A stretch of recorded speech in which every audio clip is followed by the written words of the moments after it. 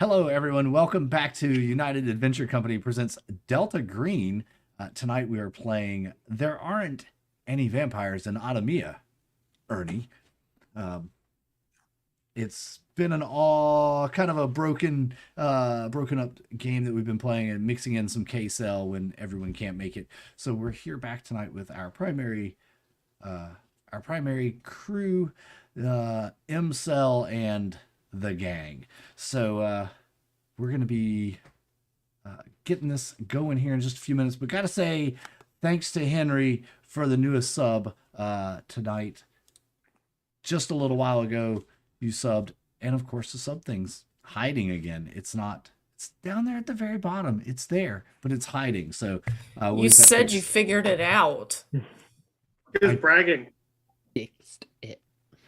No. I fixed the title part of OBS. Not literally his words. I figured out OBS. Yep. the minute Yes. anybody actually figures out OBS, Yes. please somebody tell me, because there is no figuring out OBS. It changes on the daily. You made the claim. He did make the claim. I was there. I heard it. See, there, it's fixed. Now, there we go. It's fixed.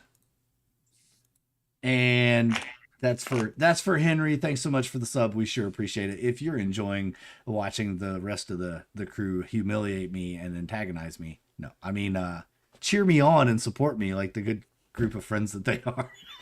Click that subscribe button down at the bottom, and also check out all the links in the description. Find out all the ways you can support us, hang out with us, and be part of the crew. Join the Discord, the Patreon, and all that fun stuff. Buy our merch, wear our merch, give our merch to your dog. It's okay. As long as you buy our merch, we not really care what you do. Well, we do care what you do with it, but not who you do it with. We need to get a merch shirt for Boulder and put it on him, and then he needs to be on the stream wearing the shirt. That would be interesting for sure. He would hate us forever. Yes, he would. Balder would hate us forever, but you all would love it. So we might do that. Also, we have some new shirts coming out. I think soon we have some new merch that's going to drop. We're in the design phase right now for some stuff. There may even be a KSL shirt coming out soon with one of the most famous KSL quotes. "You're a wizard?" So if you haven't seen that clip, go check it out over in our shorts. But what else we got going on tonight? I think that's about it. Let's see. Subs, Patreon, Discord, merch. Yeah. And we're going to be doing some contests. We're going to be doing some giveaways very soon for some dice sets over at our friends at Kraken Dice. We're going to be giving away some gift certificates for dice and some sets of dice. So stay tuned for that. We're not sure exactly how we're going to be doing those giveaways yet, but Kraken Dice makes some really awesome dice. And because the giveaways are different here on YouTube than they were on Twitch, I have to find the right bot to include. So, but we'll figure out a way to do that. And we're going to be giving away some dice and dice gift certificates very, very soon. So stay tuned for that. That should be about it. I think we're ready to get this adventure back underway. So I'll throw it over to our handler who's in the wrong square. Y'all aren't even paying attention. Y'all aren't even paying attention. You know, it's fine. No, it's cool this way. Because you're doing the intro. You just let people, kind of feel through it. They'll figure it out. So, when we last left off, D had bombed a tent style revival. There were a number of people with significant disabilities, children, and adults. They were all present. Not too many elderly. So I suppose got that going for him. Meanwhile, Heath and man, why do I always want to call you Buford? Butch. Anyway, sorry. Buford T. Justice. So so Buford, Butch and Heath had actually retrieved Pyar from the market on a promise that they were going to go and help him or help retrieve his family. That was what he made them promise, so that he would go with them tonight. And with that, everyone had basically returned back to the camp. Cop Apache. There was a critical failure on a drive roll that we're going to retcon a little bit. I'm just going to keep that in my back pocket. And so we will get back into it as Butch and Heath arrive with Pyar, Morganite, Marshmallow, and D have arrived as well. And everyone, we're just gonna say everyone basically is going to be reconvening at the cop. Oh yeah. Of note, there's no power in the city right now. Y'all will remember that coinciding immediately before D's act of terrorism against the nation of Iraq and its people, there was a very loud pop and a very loud humming. Like there was like a crescendo in this kind of humming vibration that you could just, feel it in the air, and a very loud pop, and then all electricity in the area, well, all the power in the area went out. So pulling into Cop Apache, of course, Apache has its own generators. You pull in and it is lit mostly from interior lights that are coming out, only from certain windows. The other ones have been heavily covered. So outside in the motor pool where you pull up and park your vehicles, there is a single like fluorescent light, and it's over the door to like a little, like a little market that you buy your Royales and Miami cigarettes and Copenhagen with stems and seeds in it, and every brand new DVD that comes out also, that's there. That's cool. That's basically the only light there in the motor pool besides the lights coming off of headlamps. So yeah, Butch. I remember wasn't Sergeant Heath, myself, and Pyre, didn't we come in on foot? We did after someone crashed the car. Yeah. Okay. Yeah, we came in on foot and left the vehicle behind. That's right. Could have been anybody that crashed that vehicle. Pyre may have reached for the wheel. We aren't sure what happened. Yeah. He seems skittish. All right. So yeah, you guys are standing there, and as you walk up, look, I'll put it this way. You guys are coming in through the gate where there are security, your little security force of sort. And as you are walking through, they identify you and clear you guys to come through. They recognize you. Malawan, Morganite, and D are pulling in. The guards at the gate look at you and are like, "Hey, Captain O'Brien wants to see you. Also, should we call up your RP? Your return?" Yeah. Sarge. Yep. All right. Hey, he comes over. He's Apache, gate. Yeah, we got the two sergeants and +1 coming in right now. Wait one. Yeah, it looks like we got another vehicle coming up. We are short one vehicle. And he looks up at you and he's just like, yeah, so Captain O'Brien definitely wants to see you. we'll go talk to him. Yep. Malawite, Morganite, and D. You guys are pulling up to the gate. D was driving, correct? Yeah. Right. There is one more detail I want to iron out before we turn up Oh, there. go ahead. Yeah. I guess D will just turn to Malawan and Morganite because as we left off, he was kind of talking about his role.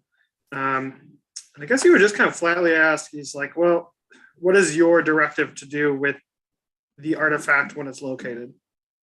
Where is it supposed to wind up? Well, Destroyed, hopefully. yeah, our official instructions are to return it or destroy it, and I lean towards destroy. What our superiors don't know can't hurt the world. We're just supposed to stop whatever's been started here. If that means destroying the thing, that's what it means. It's better than leaving it somewhere else to cause all this problem again. Yeah, D will just kind of nod in understanding. He just wanted to know where it was supposed to go, quote unquote. What's supposed to happen? Blown to smithereens, you say? Blown to smithereens. I can handle that. But also we should get our story straight. Isn't it interesting how the group was on stage showing off a homemade incendiary device that exploded unexpectedly? Oh, so dangerous. I mean, really, they shouldn't be very playing with unfortunate. those sorts Really, of that things. whole group should be considered an active threat to be Absolutely. disposed of immediately, I would think. D will kind of like let out like a smoker's chuckle and then just kind of nod along. We all spend the next 3 minutes just winking at each other. Yep. Audibly winking. Yes. Saying Very badly wink. winking. Yeah, I think I think our story's good then. I agree. Yeah. All right. Okay, so yeah, you guys pull up the gate, and the gate guard looks at you. He sees you, D, and he kind of takes a deep breath. He's like, "So, where you guys been?" And like sticks his head in the car. Correct me if I'm wrong. Agent Malawan, you're in the back seat. Yep. All right. Two other guards stand on the other side. The other Just side, on the to make passenger sure, side. I'm free to come and go, right? Like I'm not. Yeah. He looks in and he's like, "You want me to call it up for you?" Yeah, D will just say, yeah. I mean, that's normal, right? That he would just call it up. Yeah. Yeah. So he calls He's just your. like, yeah. Oh, yeah. I went to the market. Had to refill supplies a little bit. Seemed to be some shenanigans. Not shenanigans. He would not say shenanigans. There seemed to be some. It was very busy today for some reason. He'll just kind of shrug. Yeah, did you guys catch that explosion? And he turns back and he's talking, he's calling up your return to the talk. But he's still talking to you. Like, it's just one of those things. Yeah, we heard about it. Kind of hard not to hear about it when you're in the market and something explodes. Yeah, we had a patrol out there. They said it's getting pretty fucking wild, like everybody running everywhere.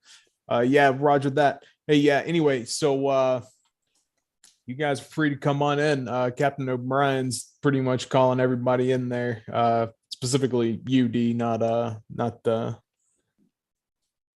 sir and ma'am, not the sir and ma'am, but he's specifically calling for you. Yeah, that's fine. I'll be there. Well, let me drop off these two and I'll head on in. I'm And gonna he'll do that. I mean, I can put up a fight or anything. I'm gonna take a fucking nap. All right. Morganite. When I am released, I'm going to go and see if I can find the guy that our buds were supposed to be picking up. Pyar. Pyar, that's right. All right. So you guys pull up, you park Agent Malawan is heading to sleep. Morganite and D, I'm assuming, are going into the main talk, up the 18 stairs to the little mini marble palace thing. Morganite, you would know that this is where anyone who's not military personnel has to come through here, because this is where they brought you. D, you're going to the captain's office. You know exactly. I'm where it doing is. the thing. Yeah. Okay, so Morganite, you go in and you see there's a lot of activity. A lot of people are rushing by you. They, excuse me, ma'am, excuse me, ma'am, excuse me, ma'am, just kind of going in both directions. Some of them you see them running into one room and then standing there, and then they come out and they'll come by you again, going to another room, come out. You'll see them dip in at the very end of the hallway. There's a de facto chow hall, right? It's where they got the refrigerators and everything remember? And yeah, like just a hive of activity. You get into that back room where all the drinks and everything were, and there are a number of people just kind of, I'd say they're about two terps and a man that you assume to be Pyar. Okay. Well, I'm going to grab something to drink out of one of these coolers, and then I'm going to sit down at the same table, not directly next to him, but at the same table, and I'll say, "So are you the mysterious Pyar?" He looks up at you. I do answer to that name. Yes, ma'am. So, this artifact that you found, can you tell me about it? Who are you? Oh, I'm just with the State Department for the US. You understand. Yeah, the United States wants to know what's going on. And specifically, they sent some of us over. I'm an anthropologist and I have background in archaeology. So I am incredibly interested in ancient artifacts. What have you worked on? If you have archaeology, he specifically asked, what digs have you worked on? Okay. So if you got archaeology, I mean, At 60. yeah. So you rattle off a number of archaeological dig sites that you've worked on, in the course of getting, I'm assuming you have a PhD. Mm-hmm. And he's just nods and just, very interested. He's like, oh yeah, that's very interesting. Did you see the ziggurat at Oh,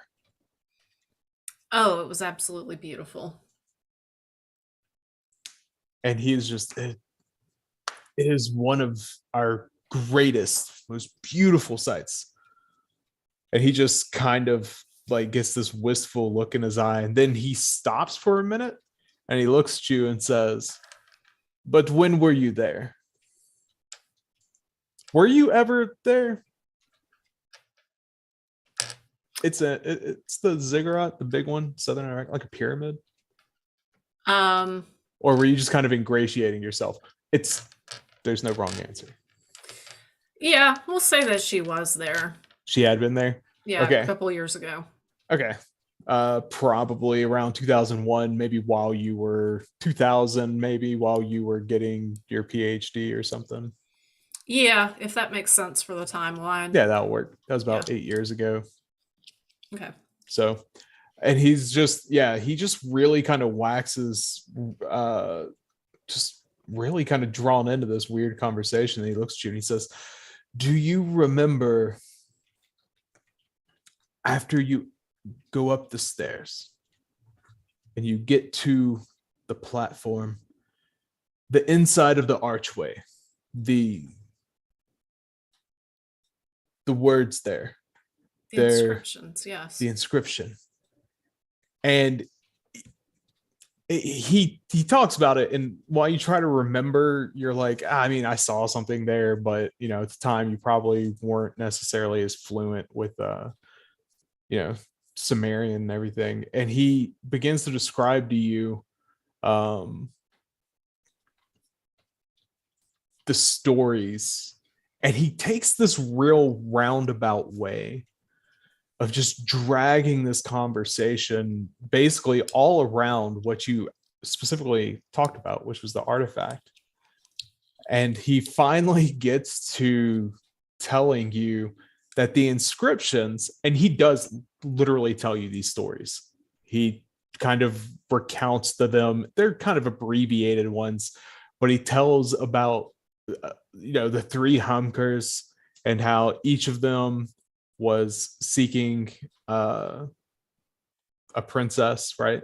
The hand of a bride, and how each of them had different goals and why they wanted to marry the princess and all this other stuff. And then after all of this, at that point is like, that is the story on the artifact.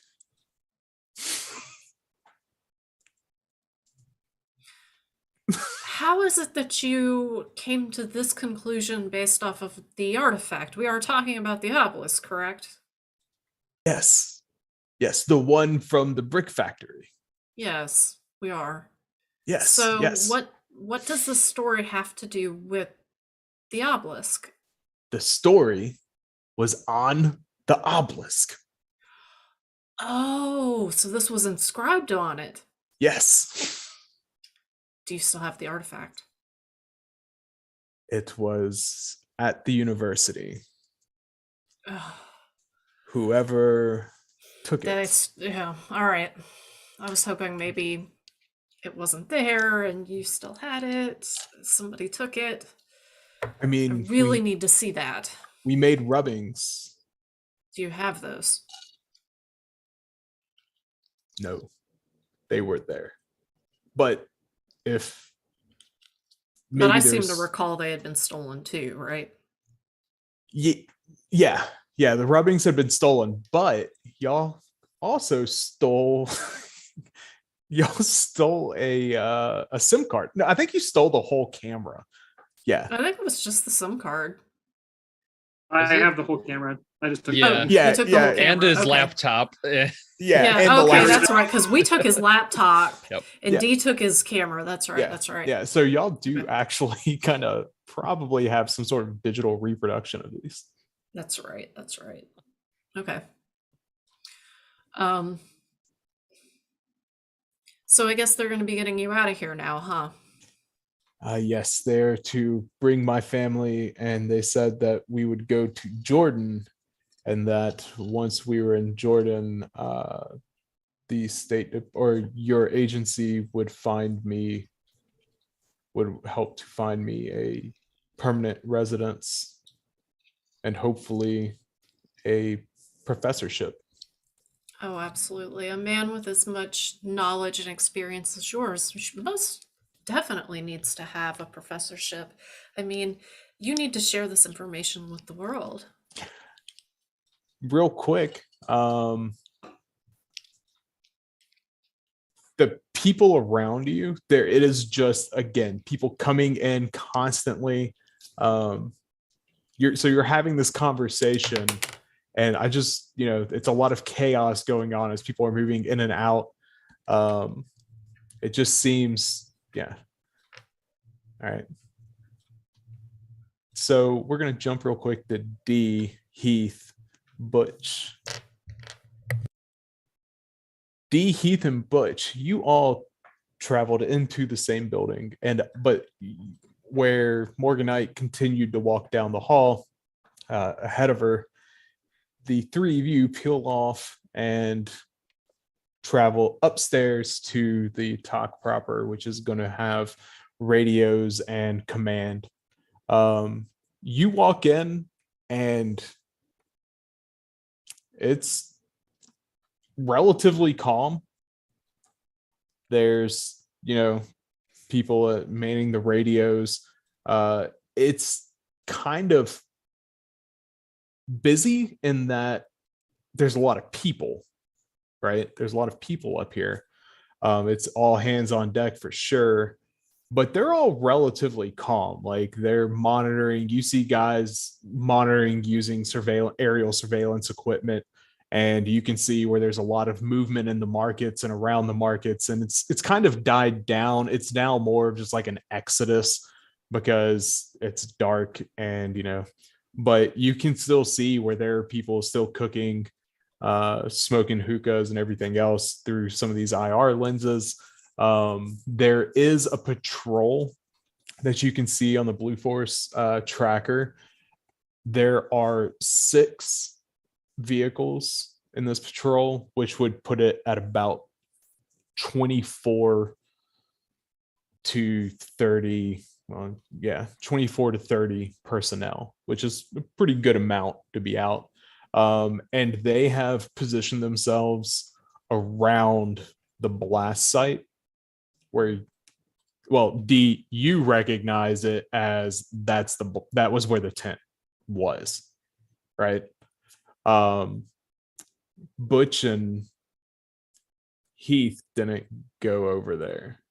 So yeah, D, you recognize that they are all set up basically around the blast site proper, waiting on, and you know this because you can see the EOD team moving out there. They're going to do site exploitation, try to figure out what the hell happened. Heath and Butch, you guys go ahead and move right through there. And like I said, there's a lot of people, standing around doing stuff, but they don't seem particularly, I don't know, energetic, I guess. They're just doing their jobs. They just happen to all have to be doing stuff. Good job. Yeah, right. Boys in blue. So you guys walk into the command room, and there is Captain O'Brien. He is talking with a number of other personnel, mainly the command staff of the 4th ID contingent, as well as other team sergeants, and other ODA guys. And so you guys come in, and he looks over at you. He's like, "Well, I mean, did you see what happened?" No, Cap. We went to pick up IR, and as we were walking back to the vehicle, there was an explosion, and so we hauled ass back to the base.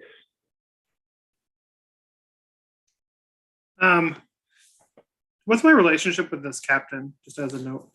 I mean, he's really, he's the commander. You work with him occasionally when he needs more than just, if he needs you to be out there as a translator, like if he needs multiple translators somewhere, and if he's there, you know him, you talk to him. Yeah. I guess D's going to give him a look like he wants to say something, but he wants to have discretion on the matter. I don't know if such a look can, like, he's going to, I guess I'm trying to ask if he's ran into me, maybe he has enough that he can read my body language that I can be like, yeah, I want to talk to you, but I don't want to say it here. Yeah. I mean, y'all been living together, seeing each other pretty much every day, even if you're not, actively doing stuff together. So yeah, okay, he picks up on that. But otherwise, I'm not going to say anything. I'm just going to say I was in the market, but I don't know the specifics. Okay. They and you kind of get the vibe that he picks up on that. And right now, everyone's basically gathered around a map, and there's also a live feed from one of the same IR cameras, and they're watching the site, and they're just like, yeah, so we don't know what's going on over there, but they're out there. But this over here, and he pulls you over, Heath, but you can follow along behind, looking on his shoulder. He's pointing on the map, and he's identifying. He's like, we're pretty sure that the guys that hit the university, we're pretty sure we found them, and we want to go see if we can get what it is that we're looking for. Everything they took. Understood. You need Butch and I on this. We're ready. Yeah, D will speak up at this point, and he's gonna say, if we're gonna go recover this object, we should probably not tell the eggheads. They can examine it after the fact, right?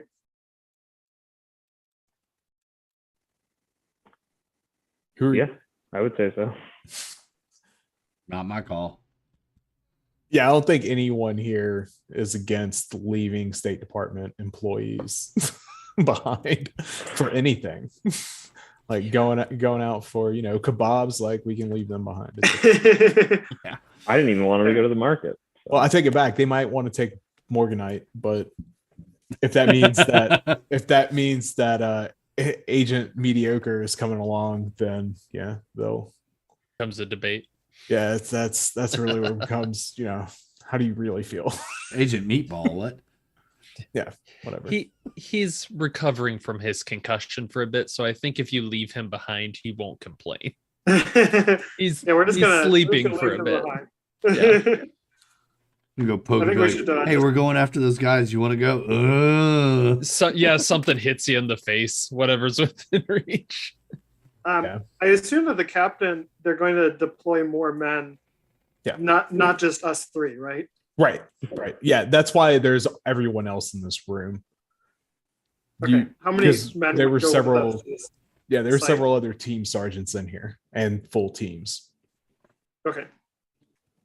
And I assume so. We would just be like an attachment onto this. Yeah. I mean, you guys. I mean, I don't know. Can you guys accurately describe the artifact? Have Heath and Butch really looked at anything? Nope. Okay. What about D? Is D volunteering information that he's seen an artifact and stole a camera that has pictures of it? No, he would just say that, he heard the guys talking about it at the university, so he knows what it's supposed to look like. Like the guys at the university saw it. Right. But I mean, you're not going to volunteer that information, really. Well, I'm not going to say I know exactly what it looks like, but it seems pretty distinctive. Yeah. D will be like, well, yeah, I heard them talking about it. Obviously, it's not that tricky to ID. Yeah. So Captain O'Brien's like, all right, well, see if you can't give them a description so they can go out and do this do this raid, collect everything, bring it back. Because if you're not, Yeah, well, I guess I was asking because we have a sergeant on the team, right? Like, can he volunteer us as a unit on this particular mission, or I don't know what the division is. Yeah, Heath could try to attach you guys, but you guys have been out. You guys have been out all day, and if you did go, you'd mostly likely just be perimeter. Well, actually, I'm not going to say that. If your team went, you would be there. You would be on site doing whatever you needed to do. Well, actually, who are the interpreters on this mission? Every team brings their own interpreter. Okay. Can I shit talk them and be like, I should be the person on this, not them? Yeah, I mean, you can volunteer yourself to go. Yeah, I'm going to volunteer myself to go with. Okay. So D's like, what do you, I'm going to go. Yeah, D would basically, I think D would play the card that he's like worried about the how the other people will handle the artifacts because they're culturally important, and he'll kind of play up that. Well, yeah, I know we got your man here, and they've been fed straight corn for years and years and years, and I just don't know if they have the delicate hands necessary to to deal with these artifacts. And given the explosion that just happened, it seems like you guys breaking some artifacts is not going to be good for relationships. I'd say it's a fair argument. Yeah, Captain O'Brien's on board. It's like, man, I can't. I mean, yeah, if you want to go, like, by all means. Yeah, he very much does. He'll attach himself on. He'll be like, yes, I do want to go. It's important. These artifacts are culturally relevant, and it'll be the more delicately you handle this, the better overall it'll be for not necessarily the men's morale, but the local morale. Okay. Okay. All right. Yeah. So Captain O'Brien, he's on board. He's like, yeah, you know, go over here and you know, Sergeant Seamus will, you know, he'll be taking you guys out. Heath, Butch, you collected Mr. Pyar. We did. Yes, sir. Yeah. So what's going on there? What are we doing with him? Pyar is secure here in Apache. He's ready to move, but we did promise that we could secure his family who are at his house currently, and that we could get them tonight. Oof. Sorry, sir. It's the only way he was coming with us. That was or before violence. the explosion. Yeah. All right. Yeah. So, all right. He looks over at one of the fourth ID officers, and he's trying to get them. He's like, "You guys got another patrol y'all can spin up? Like, can y'all do that? Like, basically, what's your manpower like? Where's your strength?" And they're like, "Yeah, I mean, we'll send them out if that's what I mean. Yeah, we can do that." And they start going into the logistics and talking about grid coordinates and actually kind of putting together, you know, how they're going to make this happen. So, first things first. D, would you like to make a luck roll, or would you like for me to make a luck roll for you? So there's two matters that I have to cover. Oh, yeah, First go off, before the captain, I do want to make the side comment to the captain that I'm pretty sure that the explosion is a result of the extremist activity of the group of people at the revival. Okay. But he wants it on the slide because he doesn't want everyone to know, and he wants the captain to kind of know that it's a thing, but how he wants to handle it. Like, I want him to feel like I'm doing him a favor by mentioning it on the slide, essentially, rather than announcing it. I'm like giving him the discretionary power. Okay. I got you. I see what you're saying. He's like, "Oh, that's really concerning. Do you think it's the same people that hit the university?" D will kind of shrug non-committally and then kind of like nod his head a little bit. You know, these extremist types tend to find one another. You know, for as extreme as they are, they always find some sort of common cause to blow up things. All right. Well, you make sure that while you guys are out there tonight, y'all keep a lookout because they must be manufacturing the bombs. Yeah. Yes, sir. D will just kind of like nod solemnly and say he'll do his best to avoid any of the explosions. So Butch and Heath, and then we'll come back for luck rolls. Butch and Heath, what are you guys wanting to do tonight? Are y'all trying to go out? Are you staying behind? Heath is ready to go on this retrieve the artifact mission, and assumes Butch is, because Butch hasn't been in a hit with an IED or anything fun like that today. Yeah, I'm good to go. Just depends on where I'm going. I can go with the fourth ID group to retrieve the family, or I think our primary mission though was the recovery of the individual and the artifact. That was part of the mission, so I would lean heavily towards going after the artifact. But if asked to go on the family recovery, I would do it.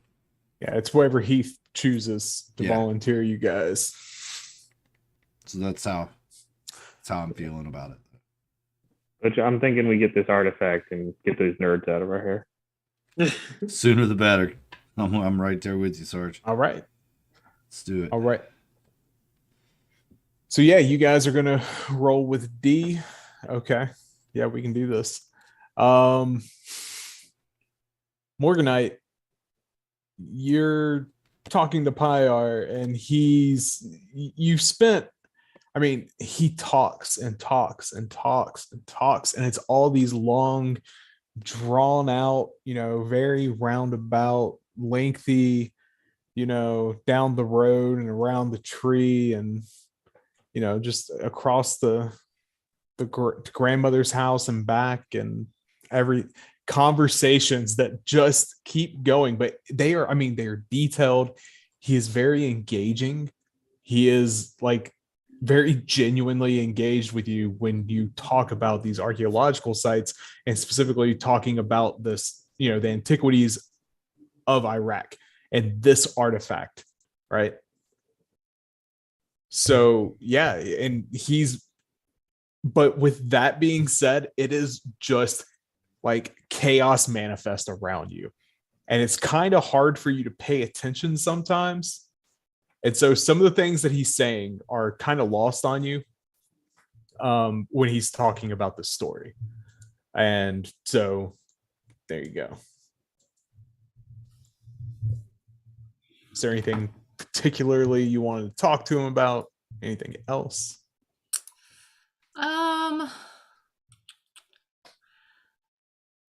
I think that if I was able to have the time, I would want to get a more detailed version of the story.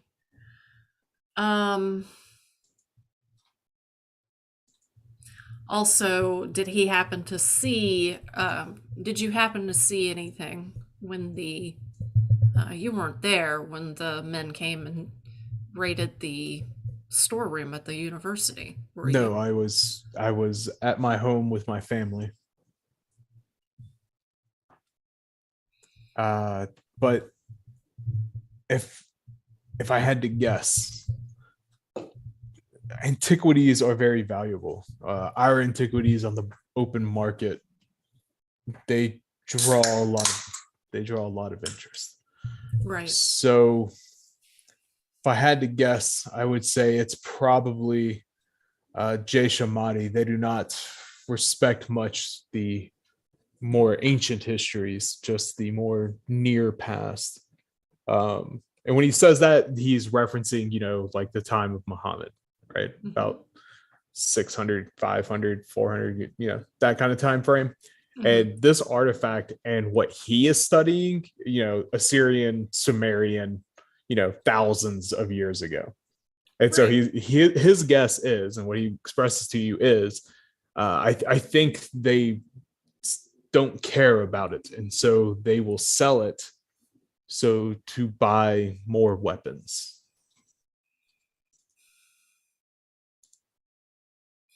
I find it kind of odd, and maybe it's just because I'm not from this region, but I find it kind of odd that after this artifact was retrieved, that there seemed to be some sort of a revival. One of the girls from the brick factory in particular, apparently she couldn't walk, and after this artifact was recovered, she miraculously could walk, and they said it had something to do with and you know how children are, how they are, but they said something about a ghost that came out of the ground and taught her to walk again. And then they went down and they were talking about the revival, the one that apparently blew up tonight. You don't think that's related, do you?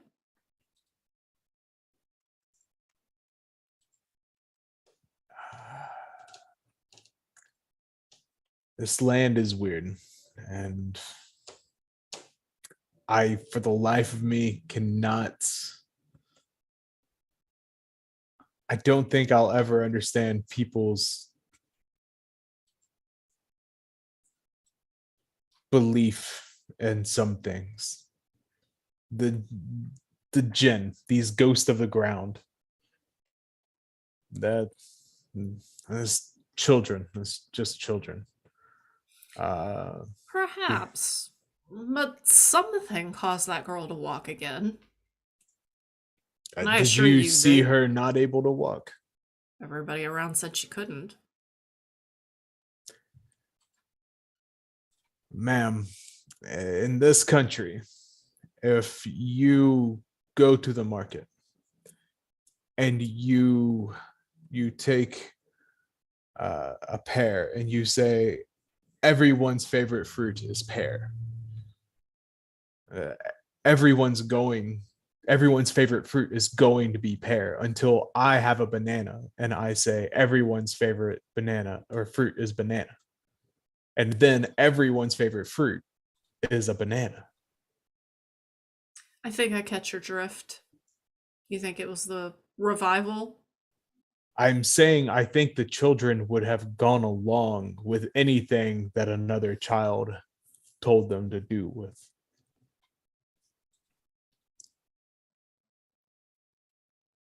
Okay. I don't know if the child could ever not walk. The I child from the just- brick factory, right? Yes. One of them. She was walking when I was there.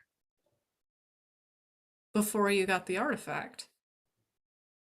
I mean, there were many children. I saw many children running around. Okay. I've heard these stories. I do not put any faith in any of them. I can understand that. I would think that someone with your experience would understand that sometimes fairy tales are just the things we tell our children. Absolutely. Absolutely. I don't know. There's some sort of connection. I don't know what it is, but there's a connection. Well, I hope you find it. And I hope so as well. yes. So the artifact, you are going to carry it to Jordan.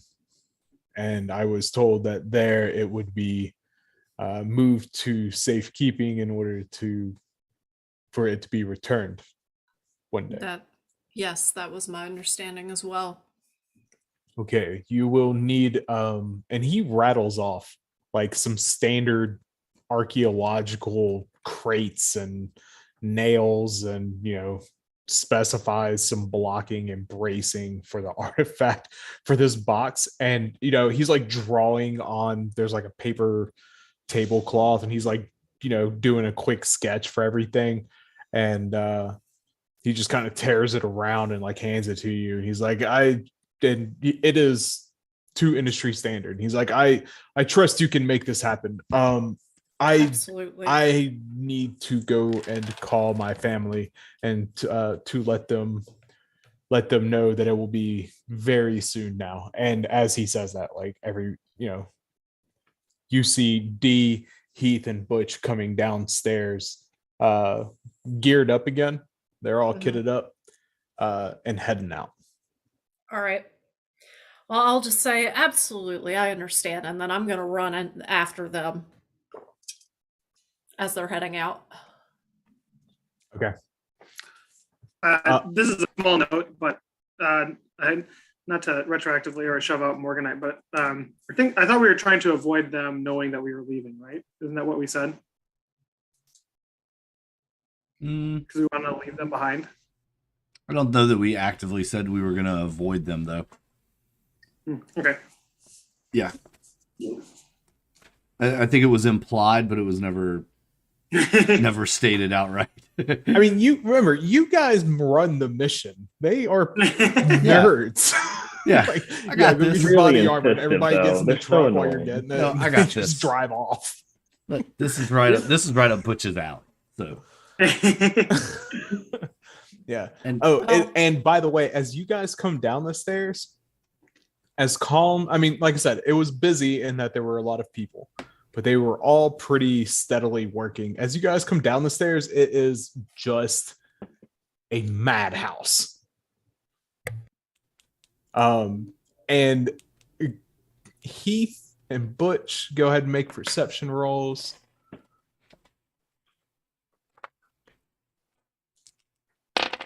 alertness. Alertness. Yeah. That's a alertness. pass. 50. Oh, I should get my character sheet. You might It's a need that. pass. Yeah, just make it up as you go along. It's fine. There's 2 passes. Okay. No one is doing anything. None of these people are actually accomplishing anything. They're just moving so chaotically that they're either getting in each other's way or just not accomplishing what they're setting out to do. No, I mean, no one is like they'll, as they're going into rooms, they're just standing around and they're coming out and going across, right? And you realize this because you see people just basically carrying the same folders over and over again, which you recognize again because you're around this all the time. This is your everyday life. And you also were E4s in the army once. Yeah. So, yeah, no one is actually doing anything. They just look real busy. Looking busy. Yep. Yeah. So, Right on. Well, as we're heading out, I'll be the last in the line. As is pretty much, I imagine it's probably D and then Heath and myself. And if I hear Agent Morganite coming up behind us,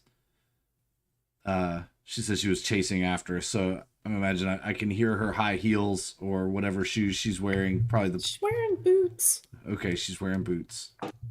Right. Okay. Come up behind us. I'm going to pace myself so that a pretty good sense of presence. I can tell when she's just about behind me. I'm just going to turn to on my heel so that she kind of runs into me. And I'm just going to stop so where she'll kind of run into me as she's chasing after us. Oh, I didn't know that you liked me like that. Where do you think you're going? Well, apparently you gentlemen are going somewhere and it looks important. So, did they find the artifact? We have not found anything where we're going. You can't go. It's too hostile of an area. There's too much risk of life. You have to stay here. But why can't I go? Because you will We're, likely get killed. Okay. He's going to be looking in the background But and like he has something to say to Morganite, but he's gonna like give her a glance like he has something to say. He's gonna walk up to Butch and like just kind of tap him on his shoulder, and he's gonna here. Let me talk to her. I think I can talk some sense into her. Good I luck. just You speak nerd, go for it. I love you too. I know you speak a lot of languages, D, but I didn't know you spoke nerd.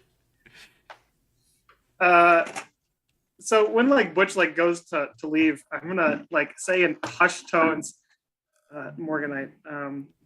So I saw on some of the reports, and there are some interesting reports from the wreckage of the blast site, and I think it might be more useful if you go check those out.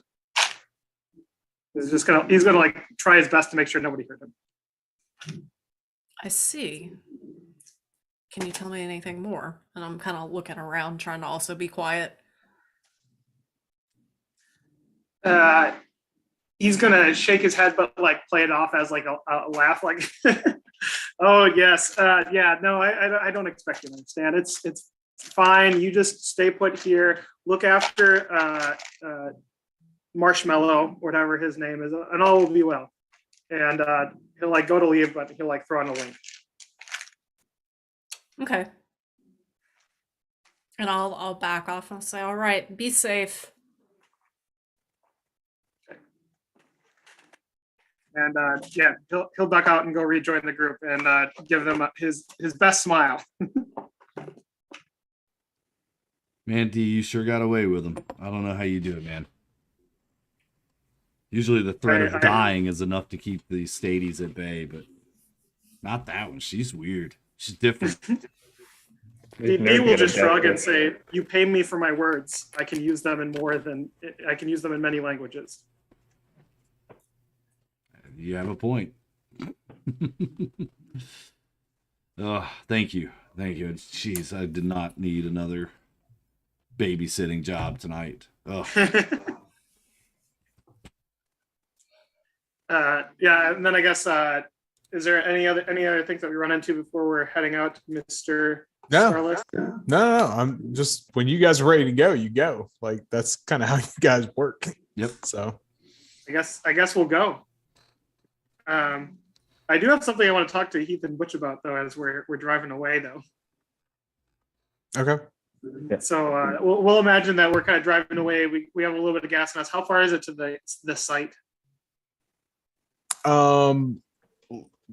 You're probably gonna be 30-45 minute drive. You're riding in up armored vehicles, so it's gonna be a traditional Humvee with a Okay. gunner standing in the middle of it.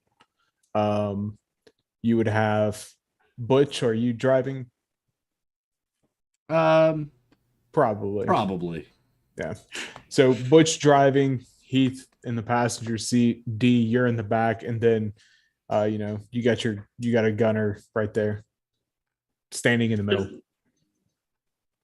Standing in the He's- middle. Yeah, he's like Can he- standing outside the top of the Oh, vehicle. so he can't fucking hear us at all, can he? No. Okay. I mean, not unless you're yelling at him. Fine. Unless we're just shouting. He's fine. Yeah. I guess I when mean- we're driving down, Dee's just gonna lean forward and kind of say a little bit, not, I guess quietly, so that way the gunner can't hear him, even though he's like deaf. You don't even. Yeah. No. You talk at a normal volume, like you would talk to a person indoors, because he is on the outside of a vehicle going 50 to 60 miles an hour. Okay, perfect. Yeah, he's just gonna say, so guys, we've been working together for a while, right? Yep. Yep. So I saw something when we were at the festival.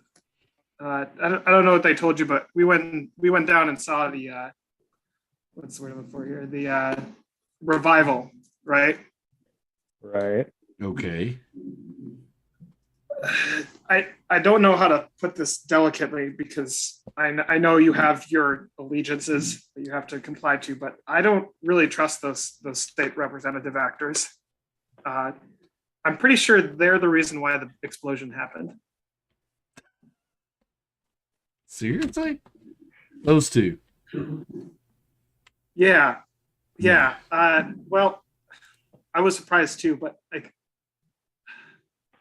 he's just gonna shrug and he's gonna like clam up a little bit. Like there's gonna be like a little bit of a, like when you like guys disbelieve him, he's gonna withdraw a little bit. He's gonna be quiet for a second. Look, I'm not saying it. You have to believe me. I know you're in the U.S. Army and you have to stick by everyone, but I'm just saying I don't trust them. And they were kind of edging towards the front, and then the explosion happened. And I'm not 100% certain if they're the cause, but it sure seems like it to me. Melon wine does give off kind of a Unabomber vibe. Just a little bit. He's just gonna, yeah. Well, look, I don't want to say it was them, but I'm just saying that you have some mysterious people show up looking after an artifact. I don't know if it's in the best interest of the world if we give it over to them. What do you mean? Dee's again just kind of shrugged dismissively, and well, look, there's been a lot of weird stuff showing up, right? There's been a lot of, you guys are gonna laugh at me, but the healing stories have been a little bit extraordinary, wouldn't you say? You mean like people who can't walk suddenly starting to be able to walk? Right. Yeah. I mean, as much stock as you put into their stories, but Miracles. the agents seem keen enough to get it. And I'm a little bit worried about people that seem keen to get something and are willing to explode people to get it. I think that's healthy. Um, All I'm suggesting is that we don't let them have it. That's just what I'm saying. If they seem pretty keen on getting it and getting it out of here, I think it's better if nobody has it than if they get it. Can I roll a human on this one, just to kind of get a vibe on? You can roll human against his persuade or his charisma. Yeah. Let me see what I got here. Because I'm untrusting of everybody. Butch don't trust nobody anyway, so he already had his mistrust. So he wants to see if D's mistrust aligns with Butch's mistrust. All right, so I'll roll charisma then, since that's higher of the two. All right. I'll take every edge I can get. I mean, I already failed my human, so I mean, it sounds like a good plan to me, D. Honestly, It sounds good to me. He's like, D, you're so great. You want to meet my sister when we get done?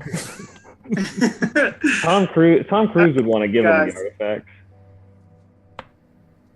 Okay, so I got. Hang on here. Oh, 1 minute. I have to hit the stop. Oh shit. Okay. You aren't gonna believe me. I'm gonna take a screenshot.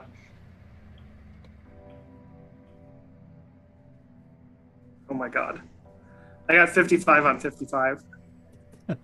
Nice. I got an 08 on a 40, so All right, that's a 55. 55 wins because that's a crit. I'm Shit, I man. should use the dice roller bot. How do we use that? It's an easy one, man. It's just I went to one of those websites because I'm a filthy, stupid person. Okay, just use roll. Okay, all right. Yep, it's just roll. Yeah. Yeah, I didn't trust him either at first, so still something shifty about this whole thing. I don't. I'll trust you. I've known you longer, D. What do you suggest? Kill them all and take this thing for ourselves? Bury it, burn it, blow it up? What? These no, nothing that extreme. I think we can get rid of it. It's kind of my suggestion on the matter. Just get rid of it. We don't have to kill everyone. We just gotta get rid of the artifact. Is my idea. We just make sure it gets loaded up in our car, and then Yeah, then we'll exactly. figure it out. Exactly. All right, you know what this thing looks like? Exactly. Yeah, I know exactly what this thing. And he's gonna describe it from the pictures. Man. All right. 3 foot just to remind everyone, a 3 foot obelisk that the sides are, they go up, and at the top it's actually got a flat top with a divot in it, and there's like a trough, I guess, cutting through. I don't know what you would call that. Like there's a gutter. Yeah, Makes sense. just carved down one side. It's supposed to be there. Yeah, he's just gonna describe it and say, "Hey, yeah, if we just load it in the car, that'd be great." I just, I don't. Am I seeing too paranoid about things? I don't know. I just Not seems any more weird. than normal, man. You seem about the same as usual to me, so yeah, let's get in here and get this thing, man. Yeah. Is it in a That's all the box, a conversation crate, I wanna a have. loose? Yeah, those nerds have been nothing but trouble. Let's get them out of here. Can't believe they would have blown up that market, though. They don't seem like the kind of people that would just kill innocents. Something else had to happen. These kind of gonna chuckle and say, "Well, you grew up on American TV. I did not grow up on American TV. I guess we have different interpretations of things." Yeah, you probably. think of the big evil, and I think of the little evil. See, the big evil is the person that tells you that they're evil, and they twirl their mustache, while the little evil is the bean counters, the pushers, the people in suits.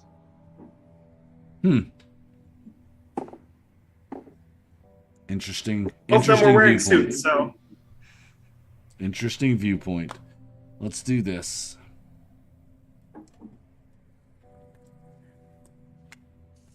okay. All I think right. we're good to go to the site. All right. So yeah, you guys continue to roll up. And as you roll up to the site, you've driven, like I said, about 30 miles, and you cross the river onto the other side. You took a long bridge across, and the area that you're in is it's more akin to apartment buildings, but it's pretty badly bombed. So where there were multiple, before it was like a rows and rows of apartment buildings, you'll have a building and then you'll have, what used to be a building rubble, and then another building. The bottom floor, all the buildings are all stores, market. Some of them are like grocery markets. Some of them are, furniture stores, cell phone stores, whatever. That's all on the ground floor. And then there's above them, there are living arrangements, apartments and whatnot. But you guys pull up to one. It's been bombed on both sides. So it's basically just kind of standing by itself. And you don't pull up to it like, where you're facing it. It's just you guys pull up on the street and the vehicles are all spaced out, and you stop and you guys get out, and we're gonna say the camera basically just kind of pulls down onto the far side of the street, and we see the various occupants of the various trucks get out of their trucks, and immediately all of the gunners rotate so that you have a full, like, no one's coming in. There's no way on or off this street. There are 6 active machine guns, basically just locking down this entire road. And you have a 4-story building, the bottom floor of which appears to be like a copy and print shop, like a Kinko's Baghdad. The bombed out Kinkos. Yeah, right. It's Right well, I on. mean, it's a functioning business. It is a copy and print center, and we can just go ahead and take a minute right there. We'll just take a quick break. That feels like a good spot. It feels like a good spot. Right on. We'll take a quick break and be back shortly. Hang in there.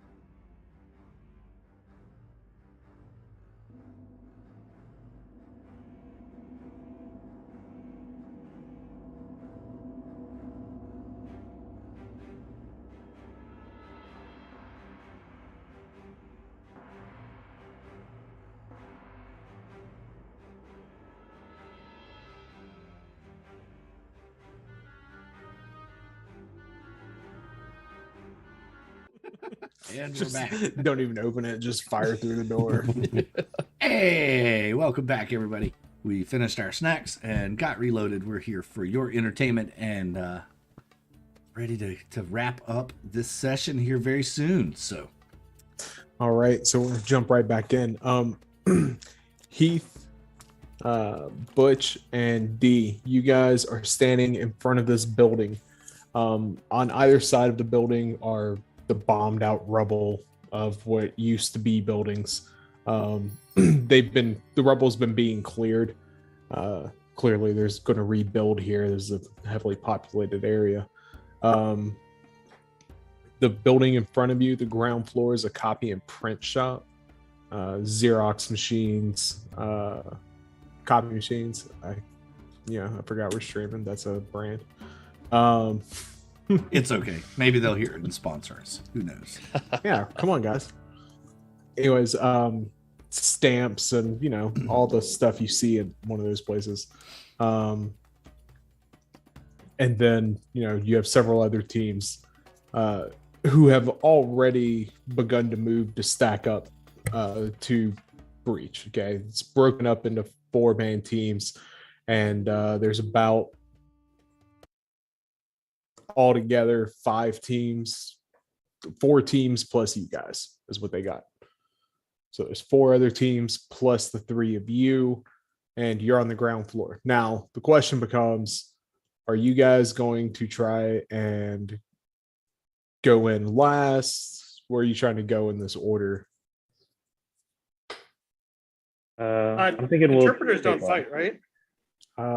Yeah, usually not. So you're going All to right, stand. I'm saying back. Yeah, you're going to stand. Well, I mean, you're going to follow Heath and Bush. So Yeah, I was thinking we'll take last so we can keep an eye on D and he can keep an eye out for the artifact. Yep. Okay. Yeah. That's good. Yeah. Yep. Okay. So the teams in front of you begin to move through the ground floor. You see them, everyone's helmet is kitted up. You see their you got your nods on, your night vision goggles.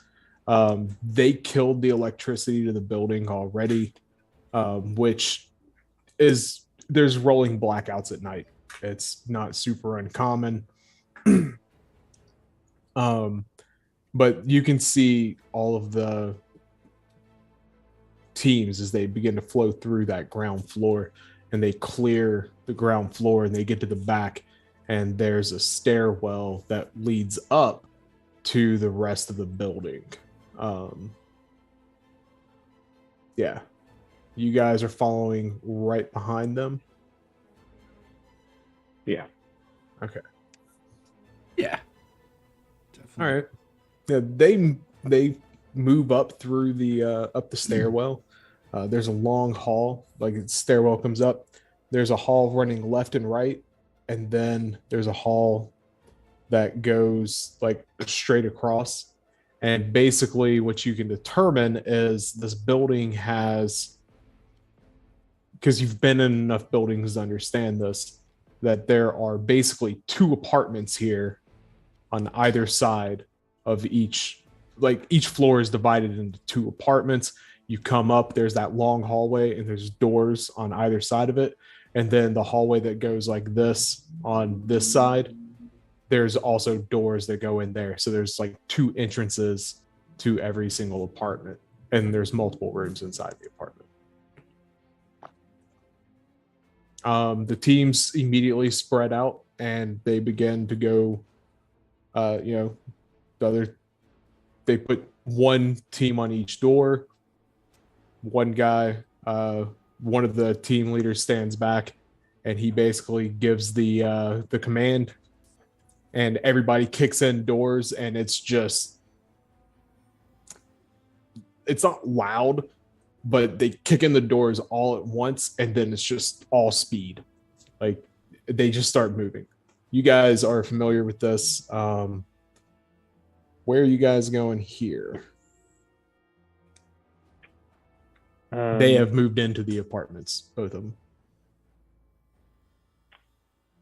I'm kind of thinking we hang back, keep an eye out, Yeah. wait and see if anybody pings anything, or at least until it's We clear. play this a little cowardly, I think. And then just see what crops up. That's easy to scoop. Yeah, I think definitely holding back, waiting to hear if they engage with anybody, but also watching the other exits. Butch is going to be, whichever one's closest to him, he's going to be watching those other exits out of those apartments just to see if anybody bails out the back door. Yeah, so you have the long hallway in the middle. They have doors right there, right? So you got one door here, one door here. Then this hall back here, there's one door here, one door here. Right. And so the other 4 teams, because remember, there's 4 teams plus you guys, they each stack up on a door. Okay, I thought they were And each then just they one apartment. all, Okay. No, and then they My all bad. simultaneously. So basically, all 4 Misunderstood. doors got booted at the same. So they all sound like it's Yeah. almost like one. Yeah. And they've immediately just move into those apartments, and you can hear them moving, but they're not yelling. Everyone has suppressors, so you don't really hear if there's anyone getting shot or if there's any gunfire from any of them. Yeah. My plan is just to wait until we got an all clear, or someone came in and said we found something, and then go check that out. I thought. Okay. Yeah, so you guys are kind of standing there at the stairwell, basically. Now the stairwell continues to move up, so you guys are kind of watching that. I'm assuming, Butch, you're standing on the landing. I'm assuming, Heath, you are on the floor, basically in the hallway, and D, you're between the two of them. Yeah, basically. I'm trying to stay back as best I can, even within this group, because I'm the interpreter. I'm not supposed to be shot at. Come on, I can't. I'm just a little birthday boy. Ed, did you carry a gun, by the way? Oh, I 100% have a gun, but Okay. doesn't mean I like to advertise it. Yeah. You got a pistol. I got you. It's fine. I'm just, just checking. All right. So if it at all matters, D has in his, whenever he's carrying, instead of a flashlight, he normally has a dagger in his left hand that he uses to brace his pistol hand. Oh, okay. Because normally they have like the flashlight in left, dominant hand has the gun. Yeah. Depending on the particular stance. Yeah. I got you. So you got a knife and a pistol. Right. Okay, cool. Butch, are you Pretty on good the with landing? melee, so Yeah. Yeah, I'll be on the landing between floors. Okay. All right, Butch. I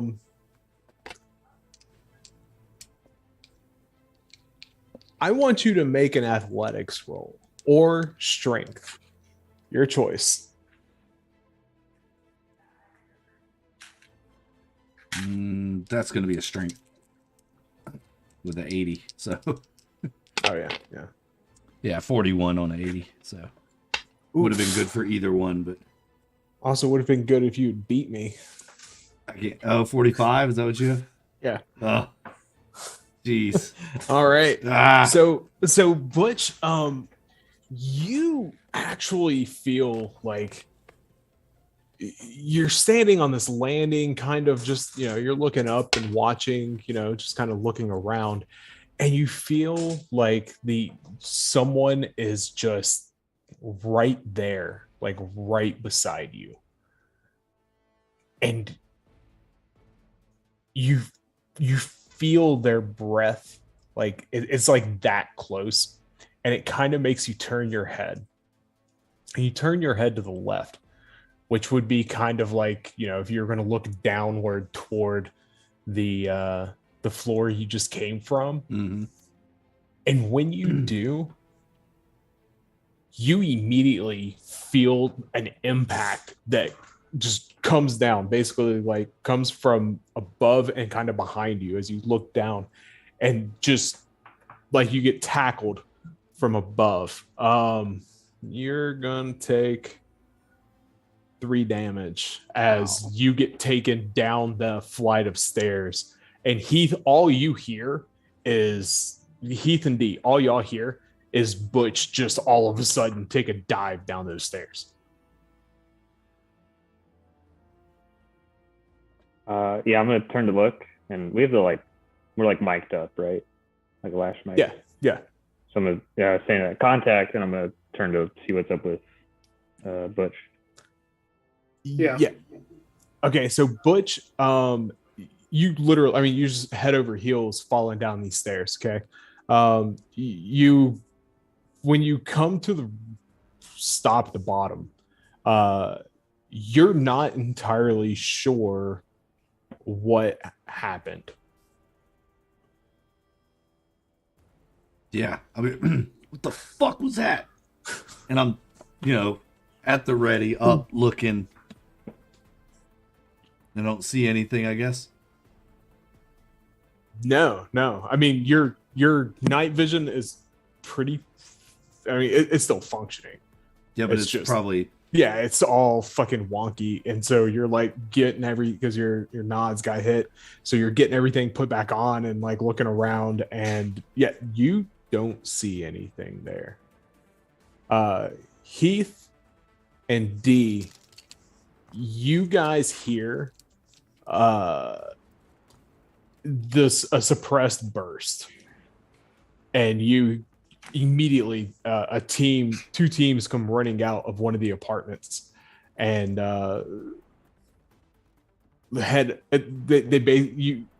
they come out and they set up security looking at the apartment that the burst came from. Which is a third apartment, No, it's or is the one? yeah, that they came apartment 1 emptied, apartment 2, that's where the shots came from, they're suppressed, so it's that right. Mhm. And they immediately come out from apartment 1 and move over there. And as they're coming out, like you hear them, they whisper at you like, "One is clear." Okay. I guess Whatever. Two. we're gonna go to grab Butch, I guess, and then look at the next room, right? Whereas Butch isn't fighting for his life or anything, right? Like No, Butch isn't fighting for his life. He just took a tumble down a flight of stairs. Yeah. Okay. I'm just gonna chalk that up to him being a dumbass. So. yeah. When I finally get to my feet and realize there's no immediate threat at me, I'm guessing that this staircase ends at the door opening to the street. Is that or It goes into the back of the copy print shop. back of the copy print shop? Yeah. I'll kind of look through the copy print shop. Does it look like is the door slowly closing to the street, or papers moving or anything like that from somebody running through? No, you've got 6 trucks parked on the street in front of this building. Nobody's. Yeah. What the fuck was something hit me, man? Something got me from on top. I don't. Never saw it. Blindsided me. One of the teams comes out with a guy. His arms are yoked up behind him. There's pretty clear blood spatter. 2 individuals are walking him. They have his arms twisted up, zip cuffed with his hands, the backs of his hands together, and they're pushing him out. He clearly has blood spatter on the side of his face and running down his body. Not his, but yeah. And Somebody's. they call out, they're like, "Hey, Yeah. 3rd floor. 3rd floor." One. I guess we're gonna go on up. Let's go. So I don't know that he's still there. Somebody's in this building though. Somebody's here. Butch is real uncomfortable. Yeah, Butch ain't happy with this. This shit's he's shaking. All right. So yeah, you head up to the 3rd floor. With those 2 guys taking the individual out, right? That they had zip cuffed. Mhm. The other 2 of them are going to fall in with Heath and Butch.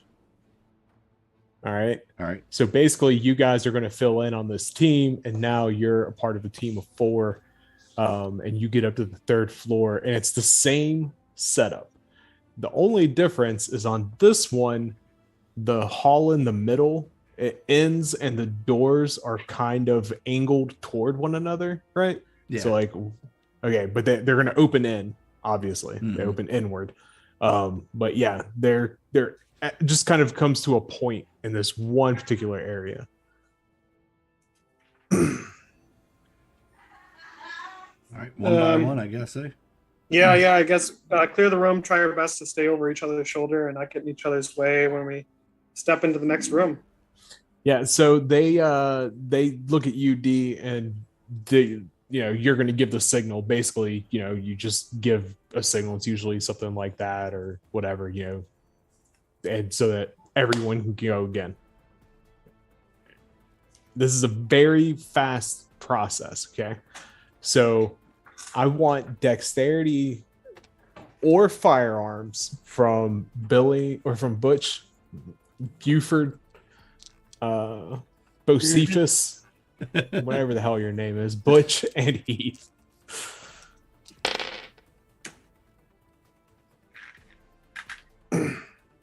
The same thing.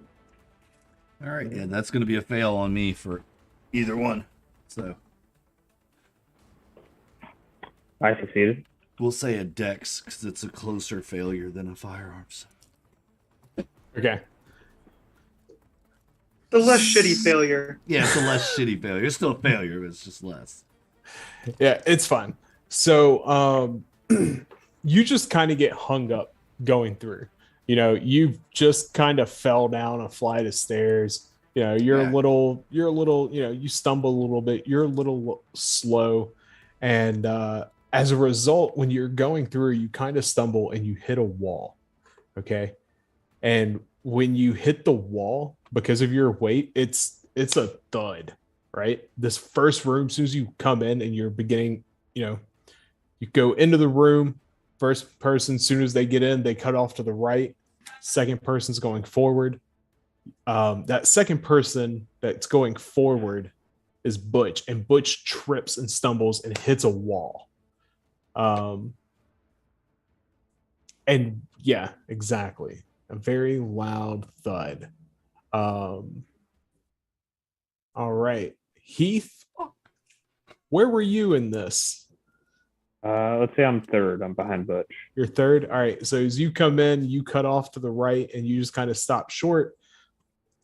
You guys are watching. Okay. Now, Heath, what did you succeed on? It could have been either. I have them both at 60. So, But what did you succeed with? 53 out of 60. 53. Okay. So after Butch stumbles and hits this wall, you hear movement coming in return, and you immediately, because your 53 is higher than 18, you catch someone coming through the door with a weapon in their hand. You beat them significantly, and so yeah, go ahead and roll damage. All right.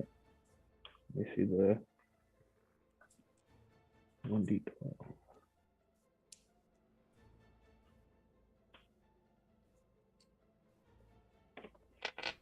One. Womp, womp, womp, womp. All right.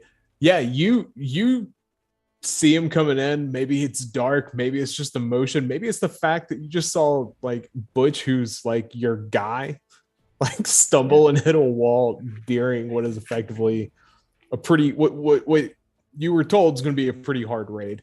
But you weren't necessarily ready for this. But you caught him. I mean, you got him. You just kind of got him with a grazing shot. We'll go in order of dexterity. What's y'all's dexterities? I'm at 60. So 12. So 12. Yeah, I'm also at 12. You're both at 12. Yep. That's 65, so 13. All right. He's a Well, crafty let's- motherfucker.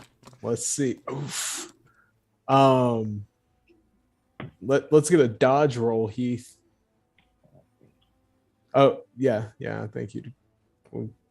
Dodge. Oh, no. I mean, you don't Oh, have to no. dodge. You don't Wait. have to dodge. You can choose not to. Well, I'm gonna. Okay. Gotta check I'm that gonna, box. but I'm right? gonna complain about it. Yeah. I'm gonna, but I'm gonna fail. That's the attitude. Yeah, I failed. Oof. Yeah, go ahead and check that box. We'll see how useful that is for you. Yeah. And take 7 damage as the guy you shot immediately, like as you hit him, he pivots and full burst right into you. Your leg takes 2 rounds. One you feel go in and out, and the other one you feel kind of bury itself into your thigh.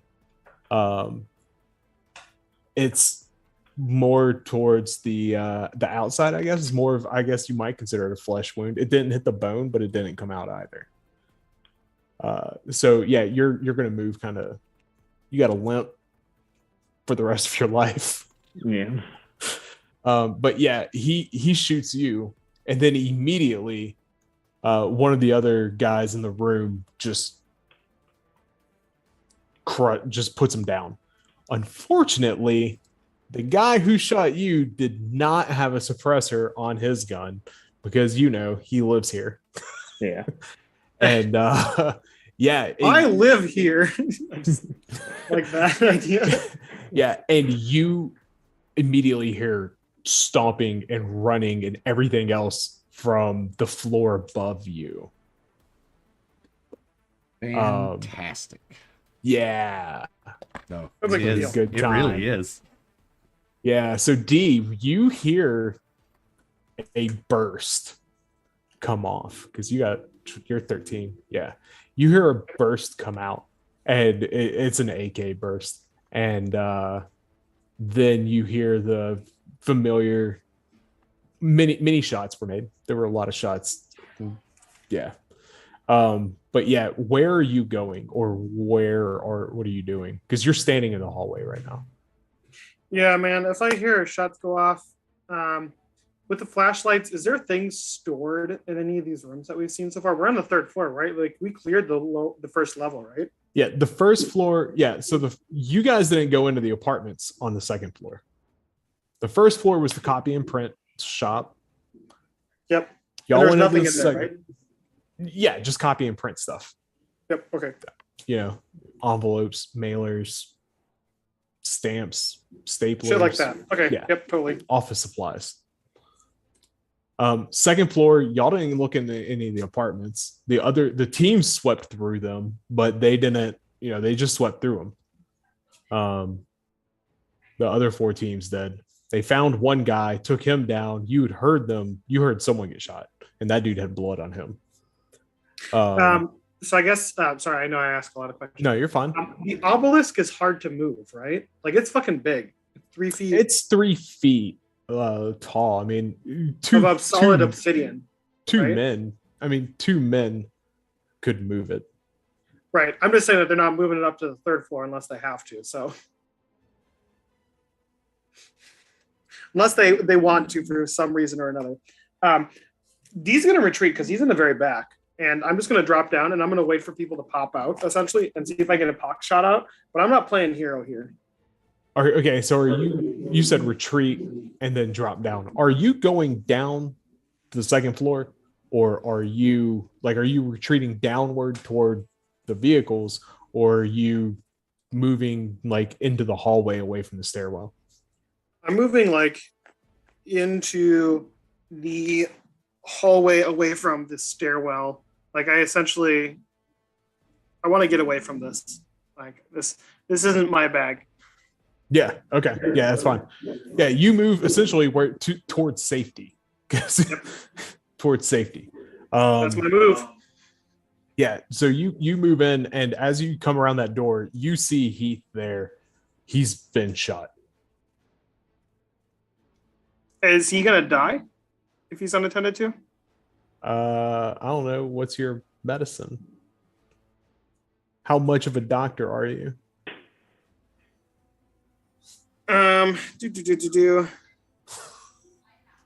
have first aid 30 and I have medicine 0. So Yeah. So if you want, you can roll first aid to go ahead and kind of try and assess that. does that threaten my safety? Am I more out in the open if I do that? No, I mean, this is literally for you to assess. You're not providing first aid. Sure. Yeah. Okay. I'll just just to provide. Okay. Yeah, it's just you don't have enough medical knowledge, so you know you Gotta might fail figure at it out. this. Hang on here. I'm gonna move to the Discord.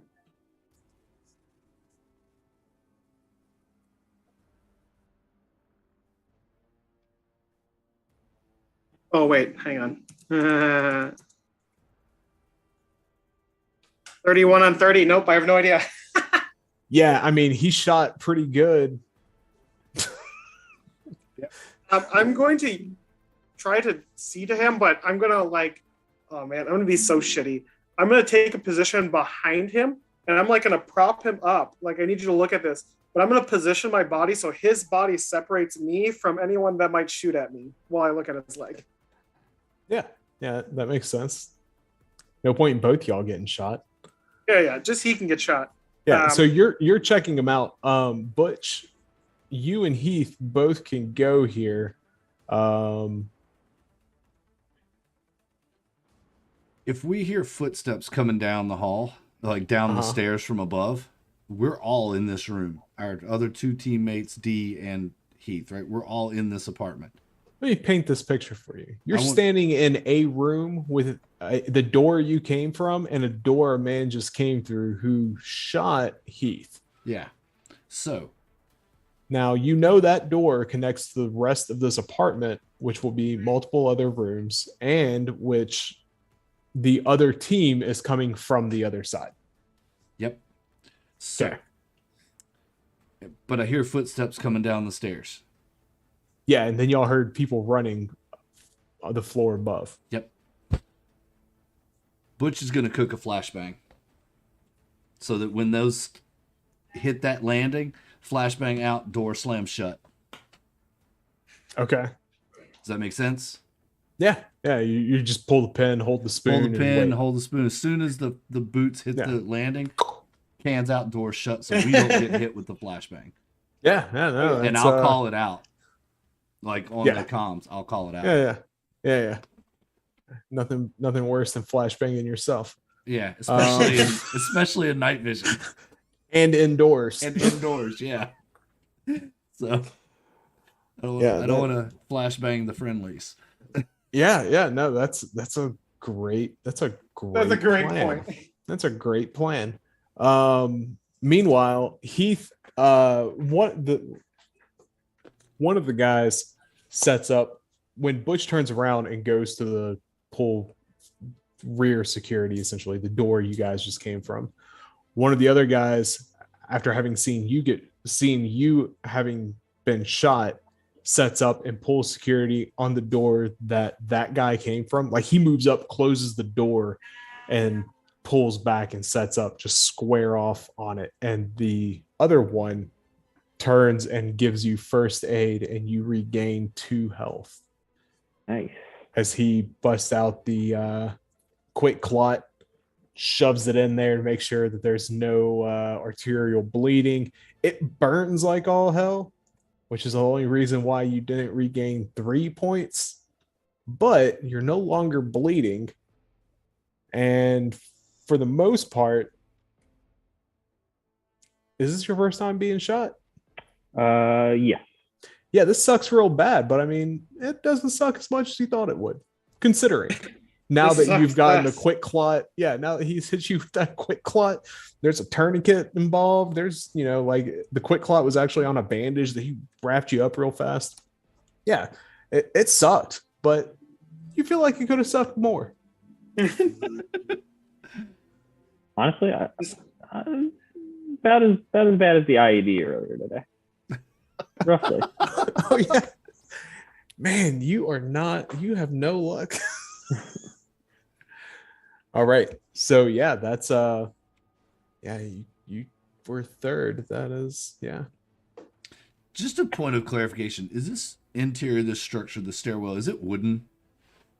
No. Okay, I didn't think so. I thought you would have said that. Yeah, specifically. no, it's a lot of tile, a lot of concrete.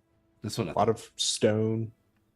Just Yeah, hoping no. the phosphorus from the flashbang doesn't set the stairwell on fire. and Oh drop yeah, us in the no, you're building. good there.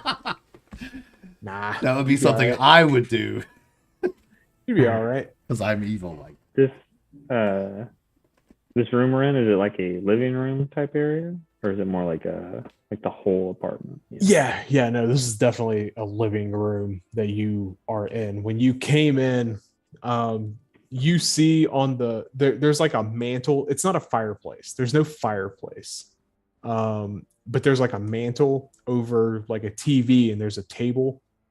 And that the TV sits on, and on the mantle you see a box you're familiar with. You've seen a lot of these.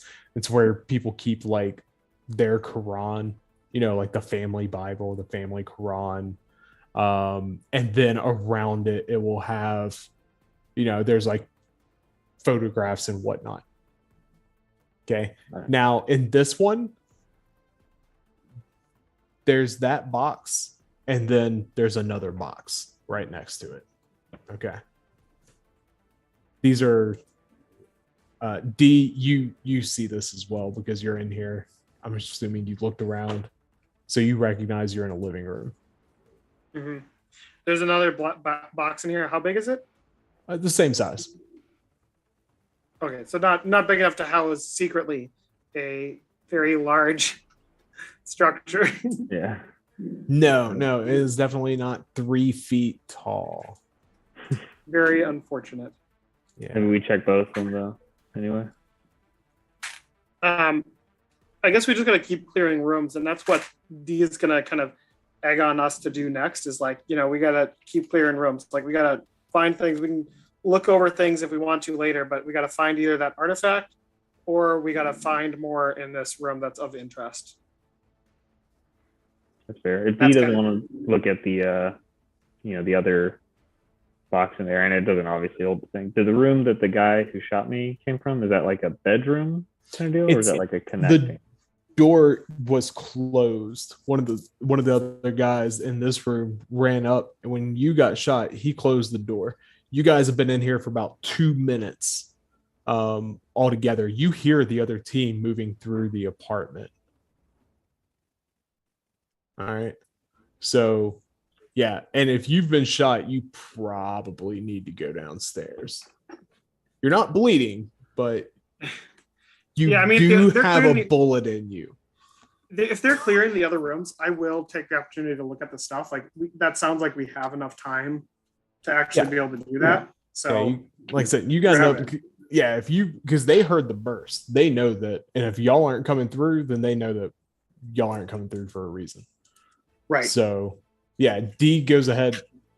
So the box, it's a wooden box with gold filigree. The first one is Quran. It has Arabic across the front of it or across the top of it. It's hinged. The box is hinged, so you just lift it up, and then you have the Quran there.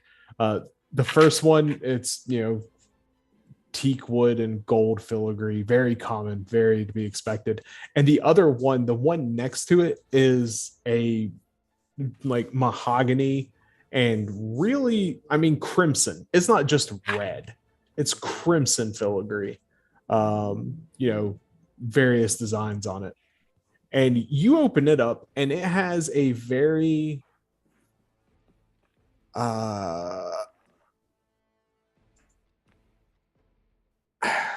it's not a Quran. You're not sure what it is. It's some sort of religious book, but it's not a Quran. We'll just go with that. Okay. Do I have a pack? Is this big enough? This is small enough that I can like shove in a pocket or something, or like a pack or something that we have on us. No, you couldn't fit this in it's still a good sized book. I'm gonna quick loosen my bulletproof about vest that, and though. shove it in the front of my vest. Oh yeah, no, you could do that. Yeah, you can just shove it up under the vest. Shove it up underneath my vest. Whatever. Go time. Yep. Yeah, I'm not fucking around with reading it. Just leaving the box, taking the book, shoving it up in there. I'm gonna quick kick the box. Oh, okay. You're gonna take the box too? No, I want to. Is this a wooden box? Yeah. It's a hard. I'm just gonna smash it. Okay. Yep. We're pressed for time, motherfucker. I want to see it. Okay, yeah, no, you break the box open and it like do you smash it on the ground? I just kick it. I just smash under my boot. Okay, yeah, you smash it under your boot, and about that time is when Butch slams the door shut after having released the spoon and thrown a flashbang down the hall. And we're Okay. gonna jump real quick to Agent Malawan. Agent We're all gonna die Malawan- over here. Yeah. We're all gonna die. It's okay. Well, Agent Malawan told everybody he was going to go take a nap, but Agent Malawan's been up to some stuff. I'm pretty sure. Yeah, he took a little tour around the yard, looking at stuff, and he really was looking into certain rooms, seeing if the stuff he was looking for was there, and then grabbing a couple water bottles for folks. Okay. Because he's gonna, before he's all done, he's gonna go stop by Pyre and shoot the shit for a little bit. Yeah. What kind of stuff are you talking about? You talking shop? Yeah, he's talking shop. Yeah, he kind of comes in and he tosses him one of the water bottles and proceeds to spend a lot of time just shooting the shit. And it's pretty quick to realize like Pyre likes to talk, and he encourages that very much. Yeah. Yeah. And Pyre, I mean, he does. He loves to talk, and he loves, I mean, as much as he loves to talk, he loves to listen to stories too. And so, yeah, like you have what was your background in it? You're a language guy, right? Language historian kind of thing. He's got quite a bit of occult in there as well.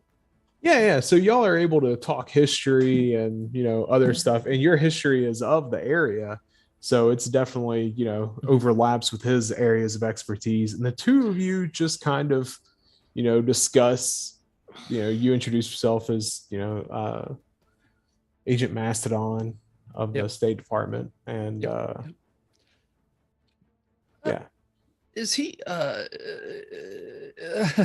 you would you know anything about something about a chain, an unbroken chain in the area?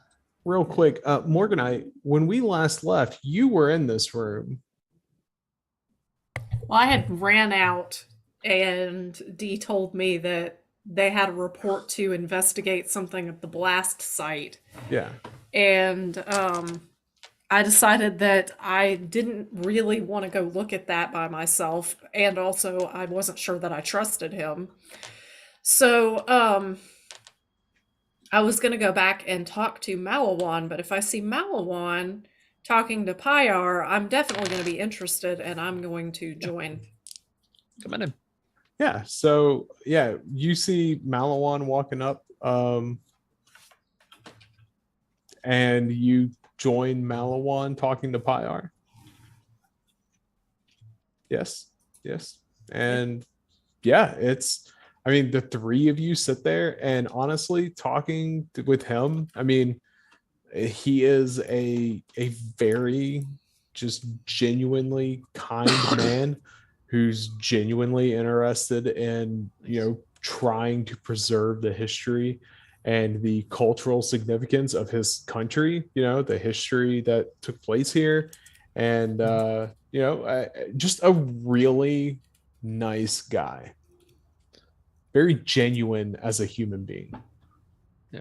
He does have multiple wives and flirts with Morganite, but in a friendly way, not in a serious way. Mm-hmm. I think Malawan would bring up the translation that they had made, specifically anything about the chain being forged, whether they have any local kind of mythology, that sort of thing regarding that he might be able to offer an opinion on.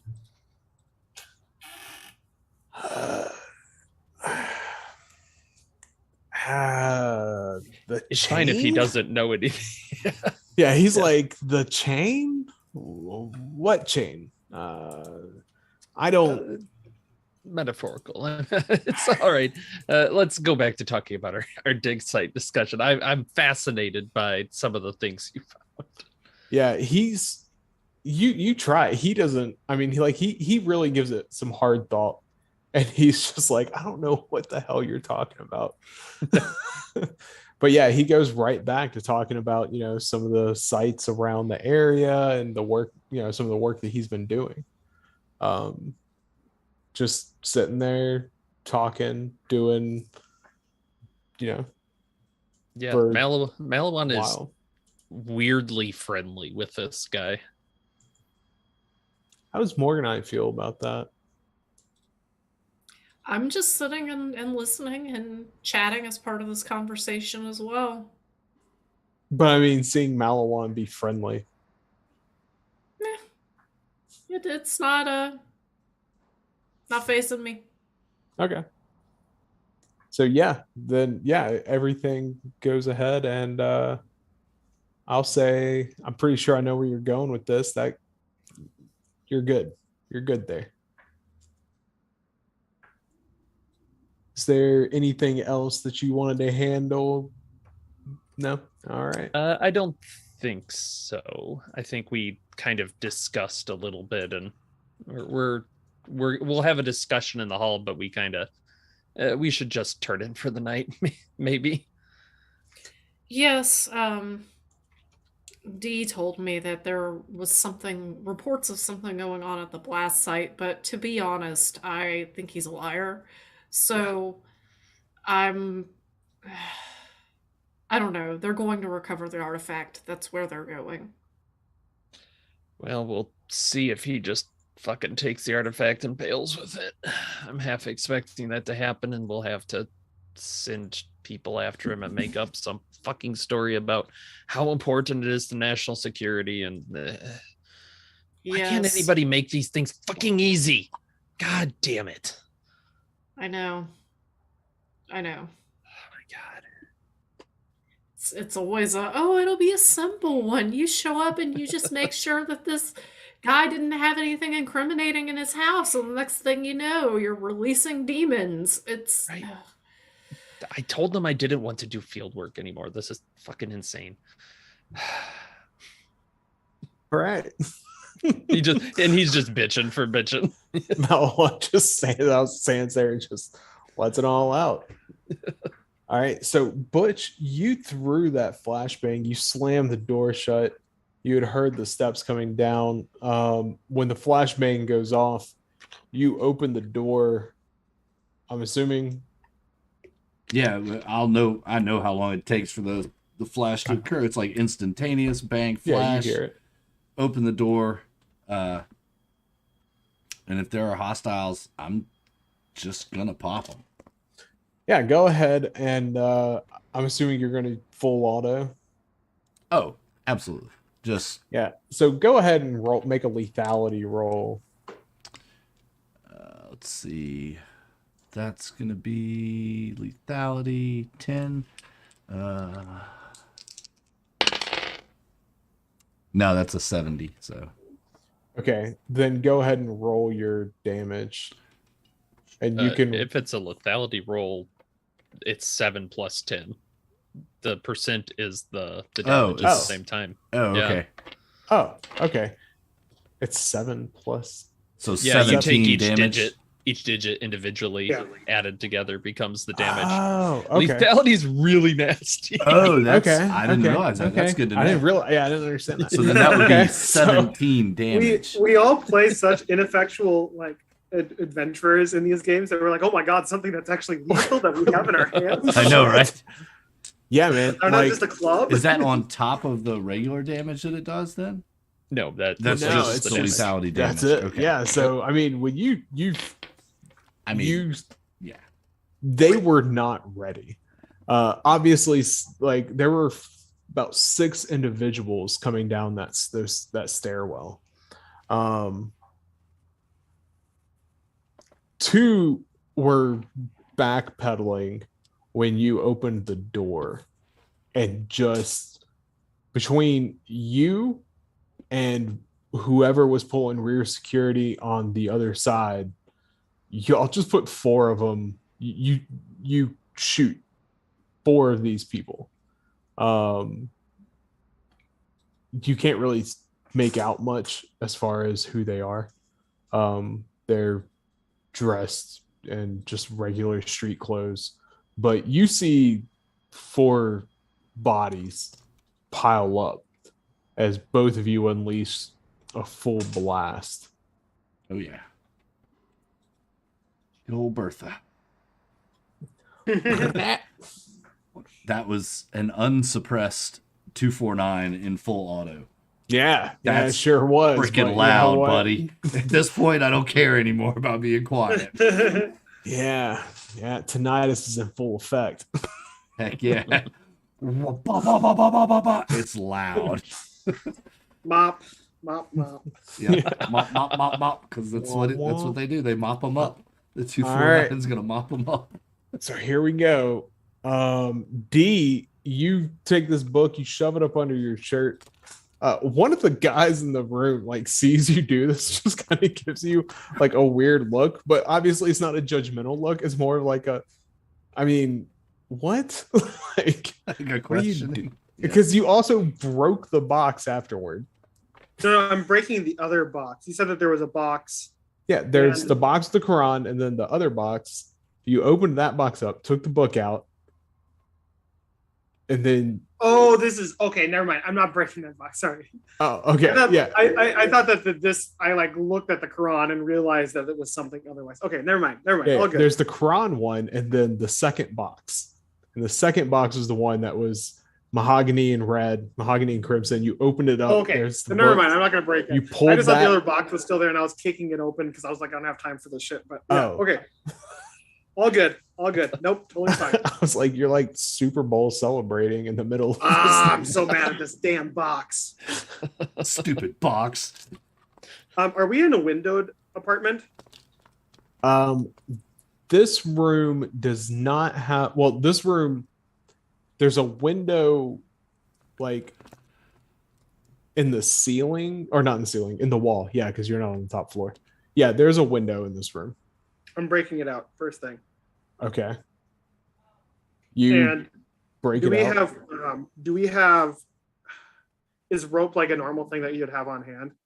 Because we're in a 3rd story building. If we got to rappel out of here, then Probably not. okay. Yeah, probably not. But you can take a 3rd story fall, right? That's fine. Yeah, Yeah. just keep your knees and ankles together. Yeah. All right. Cool. But I'm gonna bust it out whilst he's holding the ground, essentially, because I want. Like, I don't know if he's finished up all the guys in there, and we need to have an exit point, and the side of the building's a little bit less exposed than the Warren's nest of apartments. Yeah, this would be the rear of the building, is what this would be looking at. No. This would be overlooking the front. I'm sorry. Yeah, this would be overlooking the front street. So when you Is there any activity out there? I mean, you got 6 gun trucks out there with 50 caliber machine guns. Like, But nobody's like sticking their head out. They're not engaged in anything. They're not. no, you ain't nobody trying to notice anything going on with this. Okay. Cool. Then I'm just gonna hold tight while we shoot people. Like if he's mopped up 4 people, I'm just hanging tight until, which Everything. tells me that he's done his butchery. Yeah. Yeah. Cool. All right, Heath, what's your goal here? I'm just gonna let Butch do his thing. I'll keep an eye out, towards that other door the guy who shot me came from. But I'm not trying to get shot again tonight. Yeah, the guy that was working with you, he tells you like we gotta take you out, like we gotta get you downstairs, get you to the truck. Well, there's stuff going on in there, so if it's cool with you, I'm just gonna wait until we've mopped up some stuff. Oh, I mean, so the other team has come up and like cleared to this door. Like Right. they knock on the door and they tell you they're coming in. And so you now have a total of plus you now have 10 people Oh, in this room and the next, right? Because you have 2 teams with 2 terps. So 2 teams of 4, each with their interpreter, right? Yep. So that's 10 people in this one apartment that are now set up. Yeah. This side is clear. The all right. hallway. Oh, wait, no, because you got Butch over at one door. So there's 8 people in this room. Have we cleared the house yet? Is Yeah, there still yeah. cleared rows? Yeah, this apartment's been cleared. Okay. I guess we're just gonna go underneath the search, right? Like we're just gonna search. Yeah, but is not there the any whole- sign of The whole artifact? building. Yeah. Yeah. You're going to search the apartment? The complex. Yeah. Okay. Looking for that artifact. Okay, so yeah, if you're just going to start right here, right? In the place where you are. Okay. So go ahead and make a search roll. D.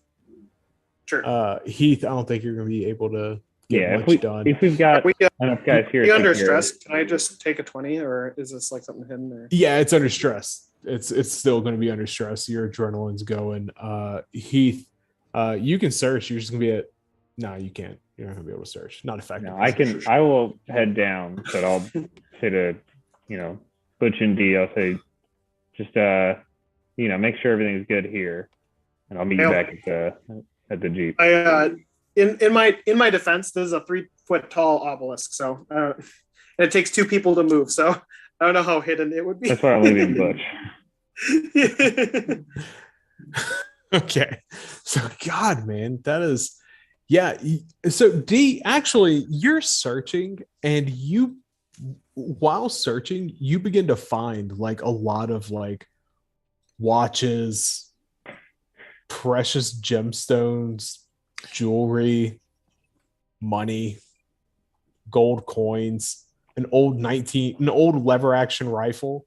Like and you can tell like this is when I like over 100 years old, or probably 100 years old, lever action rifle. Like you start finding all of this stuff, and it's almost like everywhere you like, everything is hidden everywhere you look. There's something hidden everywhere you look, and you're just kind of overwhelmed by it, and you're not able to progress very quickly because you're just like, oh, maybe someone, maybe this board would pop up, and damn if that board didn't pop up and there wasn't a bunch of gold cougarins or something in there, or in the floorboard, or it's a tile. It's not a board, it's a tile, floor tile. And yet you were finding all sorts of stuff. It's distracting because you have been taking a lot of things. And so I don't know if you take some stuff. Are you taking stuff? I'm taking them as favors. I don't really care about the individual things so much as that they represent something that I could give to a man and he would nod and do whatever I wanted them to do.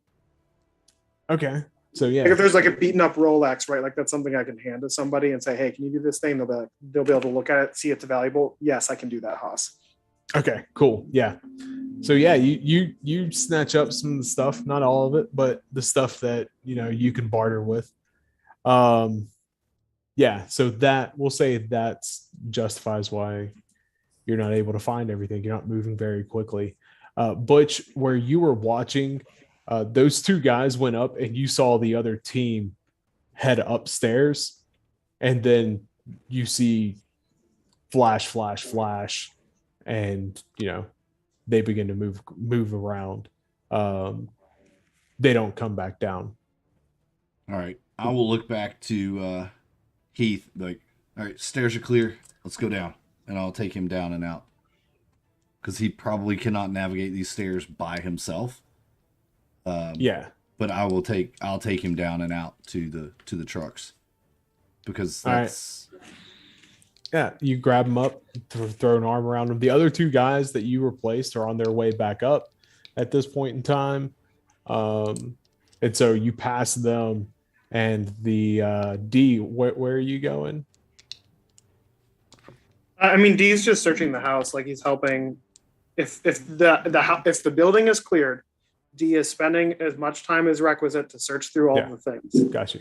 So this floor, it's been cleared out. You go and you begin to search the other apartment. Okay. You're basically by yourself on this floor. You know that the team that was there when Heath got shot, now they're reunited. They all begin to move up towards the fourth floor. And you go and you search the other room. And as you're searching the other room, you begin to find remnants of artifacts. Okay.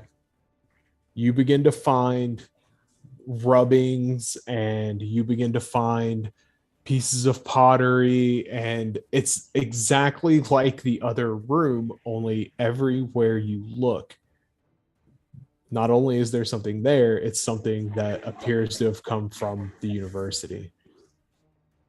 Okay. I mean, if I'm searching, like, I'm gonna strip away floorboards and stuff too. I don't know if I. Yeah, need you this- start pulling up the tile and you begin to, you're finding everything, but you're not finding a 3-foot black obelisk. Is this just one apartment room? Like I'm Yeah. just fine. Like No. spending- This is the other hours half on of this floor. This is the other half of this floor. Okay. Yeah, I'm just searching the whole building for as long as I possibly can before somebody gets mad at me. Okay. So yeah, you see everyone else go up to the fourth floor. You go back down to the second floor. Okay. In the second floor, you go down and you go into one of the apartments, and it was the apartment where they had come out bringing that other guy. And as you're down there, you again begin to search. And as you search, you pull one of the couches, like there's a couch and you kind of flip it over. And when you do, underneath it, there's like a large section of floor that's been carved out. And resting inside that is a box about 3.5 feet long. It's been crated and, it's obviously like hammered shut. With sweaty palms, D will reach down into the crevice and pull out the box. You need to make a strength check. Or at Heavy-ass least box. what's going to look for here. I just want to like creak open the lid. I'm just like taking Okay. a flashlight. I just want to see if it's like the You thing. you take your knife, you put it in there, you pop it down, like you put some weight on it. The box begins to open, and you, with your flashlight, you're able to shine in there. You're able to tell, like, yeah, it's in here. Okay, sweet. I'm going to move the couch back over the item just so it's covered. Am I by a window? There is a window in this apartment. Okay. I'm going to stick out my head until I see Butch. I'm going to wave Butch over. Butch, you are walking Heath to the truck, and you see D just like, psst, hey. And I'll look up. What? I'm just waving him in. I'm Like, like, come on. you're doing I'm the like, come I'm up not here saying thing? anything. Okay. I'm just like, you need to come up here. All right. So I'll drop Heath off, and then I will quick time it back up the stairs. I'll let anybody who's at the trucks know just don't let him pass out. He's took a couple rounds to the leg. I mean, you might want to let him pass out. Dude's been shot. I mean, that's their choice if they let him pass out or not. Like, It's not like he's Okay, so you rush up the stairs. You get into there. D is standing there by a couch. Go ahead. what's up? Oh yeah, I found the thing. Let's get this motherfucker out of here, as well as some of the other artifacts. Is there other artifacts in this room? Yeah, there were. I mean, you started pulling stuff out. You were finding stuff in secret compartments in the floor, secret compartments in the wall, underneath tables. Clearly this is a smuggling rings. Yeah. The other floors are clear on the fourth floor, correct? How many apart? Like, it's not weird if we start unloading stuff at this point, or do we need to wait until the other floors are cleared? What if we take what we came for, have them secure this building and hold it, and we'll send a recovery team for all of the university stolen property. I think that might be better for the local than the U.S. government seizing all of this priceless artifacts. D, come on now, your people, they deserve these. They sure do, but we need to take that one. He says, and he points to The couch. the underneath the couch. He's going to show him the obelisk. I'm Alright. going to get this fucker out of here. All right, let's do it. I guess we'll get this and then get the hell out of here. We gotta get Heath Yeah, back then we to get the Apache. fuck out of anyway. here. Let's do it. Strength rolls. Yeah. Or you just want to go by our No, strengths? y'all can go by strength scores. I didn't think D had it in him. Yeah. That was He fine. said it was a 2-man operation, so we got it between the two of us. Yeah, okay, I got you. Yeah. I mean, I'm I pretty mean, sure. Butch has pretty got sure it Butch one has and a got half it. by Yeah. himself, you know. So Yeah, I'm pretty sure With Butch a- has got it. with an 16 strength, he's pretty Yeah. good there. Yeah, I figured he Nice. did, but I didn't see D Yeah. No, yeah. thrown there's just around prison miscommunication. weight. Between the two of us, we'll get it out of there, though. Yeah, you guys are able to. You get this box. You get it. You know, it's way easier to get up your hands underneath it when Butch has it lifted halfway up off the ground. Perfect. And you guys carry it down the stairs and to the back of your truck, and you load it into the trunk. I occasionally rag D all the way down. Are you even doing anything over there? Like Yeah, rag he him with is- some. He's gonna drop it only once. God damn it. Yeah. So you guys get it loaded up. Are y'all gonna leave now to take it back because this was your specific mission, or are you waiting on everybody up on the other floor? What are you doing? Was there a team like a force commander on this, like a lieutenant or anything that was leading the entire? There's never been a lieutenant that led anything. This but, is true, but yeah, there, you know what I mean. So A ranking as far as- person. yeah, as far as ranking people go, I mean Heath is one of the ranking people on the ground. Okay. Yeah, he'd be one of He's got four. this. He's gonna prove us to leave. Yeah. The tower invests in me. Let's get the fuck out of here. Fuck this place. Mission accomplished. Let's do it, Sarge. Yeah. I will just let the other trucks know that we are RTB. We're gonna take Heath back. He's injured, losing a lot of blood. We gotta get him back to Apache quick. I'm not gonna mention the box, the what's in it, or if anybody asks, I don't know, didn't look, don't care. Mission No accomplished. cares. Told to grab it. Mission accomplished. Not my Unfurl job. the banner. Yeah. I did my job. Unfurl the damn banner. Give me I my- did my job. Give me my star, damn it! I did my job. All right. So yeah, you guys take off down. You pull out of here, and as you pull off, you can see, you see the muzzle flash up on that floor several times as you're pulling out. Butch knows Cool. that there were still two people, at least two people At still least. up there. Well, Yeah. if just the other kinda- guy's as good as I am, there were 4 people. Yeah, right. So you guys just continue to take off They up got there, this. They got this. Yeah. and you guys head back to the back to Apache. Malawan and Morganite are. How I long do, are you guys hanging out? Are I y'all do hanging have out a- until? A Yeah, thing when we leave, though. yeah. I'm gonna pull out some celebratory cigars and offer it to Heath and Butch if they want for our way back. Take one. Oh hell D, yeah! what's the plan with this thing? I think we need to. I'll figure it out when we get back to the bunk on the way back. I don't know, man. I'm just trying to relax. I don't know. We need to destroy it. I guess we could. Why don't we just fucking get rid of it now? Eh? I think that's fuck. That might be best. All right. I don't know, guys. A lot of people saw us put a box in this truck. If we don't show up with a box in this truck, it was very heavy for the 2 of us to load. Some people. All right, might but ask here's the questions.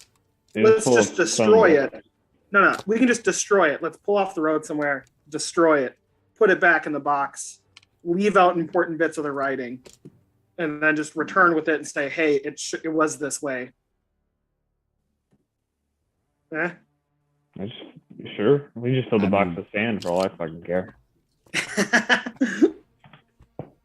I like your thinking. Whatever you say, Sarge. I'll follow your lead. We crossed a bridge on the way over here. It fell off the back of the truck. Yeah, it fell off the back of the Exactly. truck. Fell off the back of the truck. Okay, yeah, that works even better. All right. All right. So I guess we're gonna pull out there. I'll give Butch a cigar. It's pretty shitty, I'll admit. But it's the best cigar you've had out here, which is the only one. That's right. Keith, do you want one as well? Yeah, I'll take one. Perfect. All right. Now you can pivot over to Malawan and them. All right. So jumping back over to Malawan and Morganite. All right. So how long are you guys hanging out here with Pyar? I mean, long enough. We're Hour thinking and a about half. maybe a couple even, because Okay, we're just shooting the shit. Yeah. Get a refill or two. Right. So y'all spend about 3 hours, 4 hours, give or take. They've been gone probably, we'll say they've been gone about 3 hours, 4 hours. Getting there was 30 minutes, getting set up, moving and clearing floors, and then they're all collecting bodies, doing everything else, just for convenience to keep everything going. We'll say it's been about 3 hours. And Pyar is just, he's like, I have to go find my, I have to go and away from my family. I will see you both. It was very pleasurable to meet you both. Yes. Nice Thank meeting you. you too, Thanks Professor. for the information and the great stories. Anytime. Shukran Habibi. And he shakes your hand, kind of bows his head a little bit. Yep. And yep. He stands up and strolls right out and down the hallway and down the stairs, and you see him turn to the right, heading toward the area where the VIP sleeping areas are. What time of day is it now? Because it's been a couple weeks between the It IED is was 2-3 o'clock in the morning. okay. Yeah, that's where he's just kind of like, I don't I don't know if we have a reason to wait for him. I don't like that we weren't there, but you're right. I don't know that it makes sense to wait up to wait. Yeah, I think I would rather just get a good night's sleep. yeah, that's as okay. much We alone can as I also can. just ask one of the you can just ask one of the idiots what happened, and they probably can't lie to you. So whatever. Yeah. I need a nap. I need a fucking nap. My head hurts. Yeah, I Still. think it's time. Let's go to bed. I got blown up this morning. So did you. How's that glass in your face treating? I got most of it out. Okay, good. I think it's time to get a little shut eye though. Yeah. All right, so you guys go ahead and you turn in for the night. Go into your okay. Real quick, we're gonna jump back to D. Okay, you guys turn in. You are you guys, sorry, I was trying to jump around on Discord. I mean, too many things moving, too many moving pieces. Yeah, and so we're gonna jump back to D. We jump back to D and we see the camera zooms in almost as if on like a zip line coming down, and it rotates as it tracks on D, and you see D with another man unloading the box from out of the back of the trunk and placing it into the back of a Forerunner.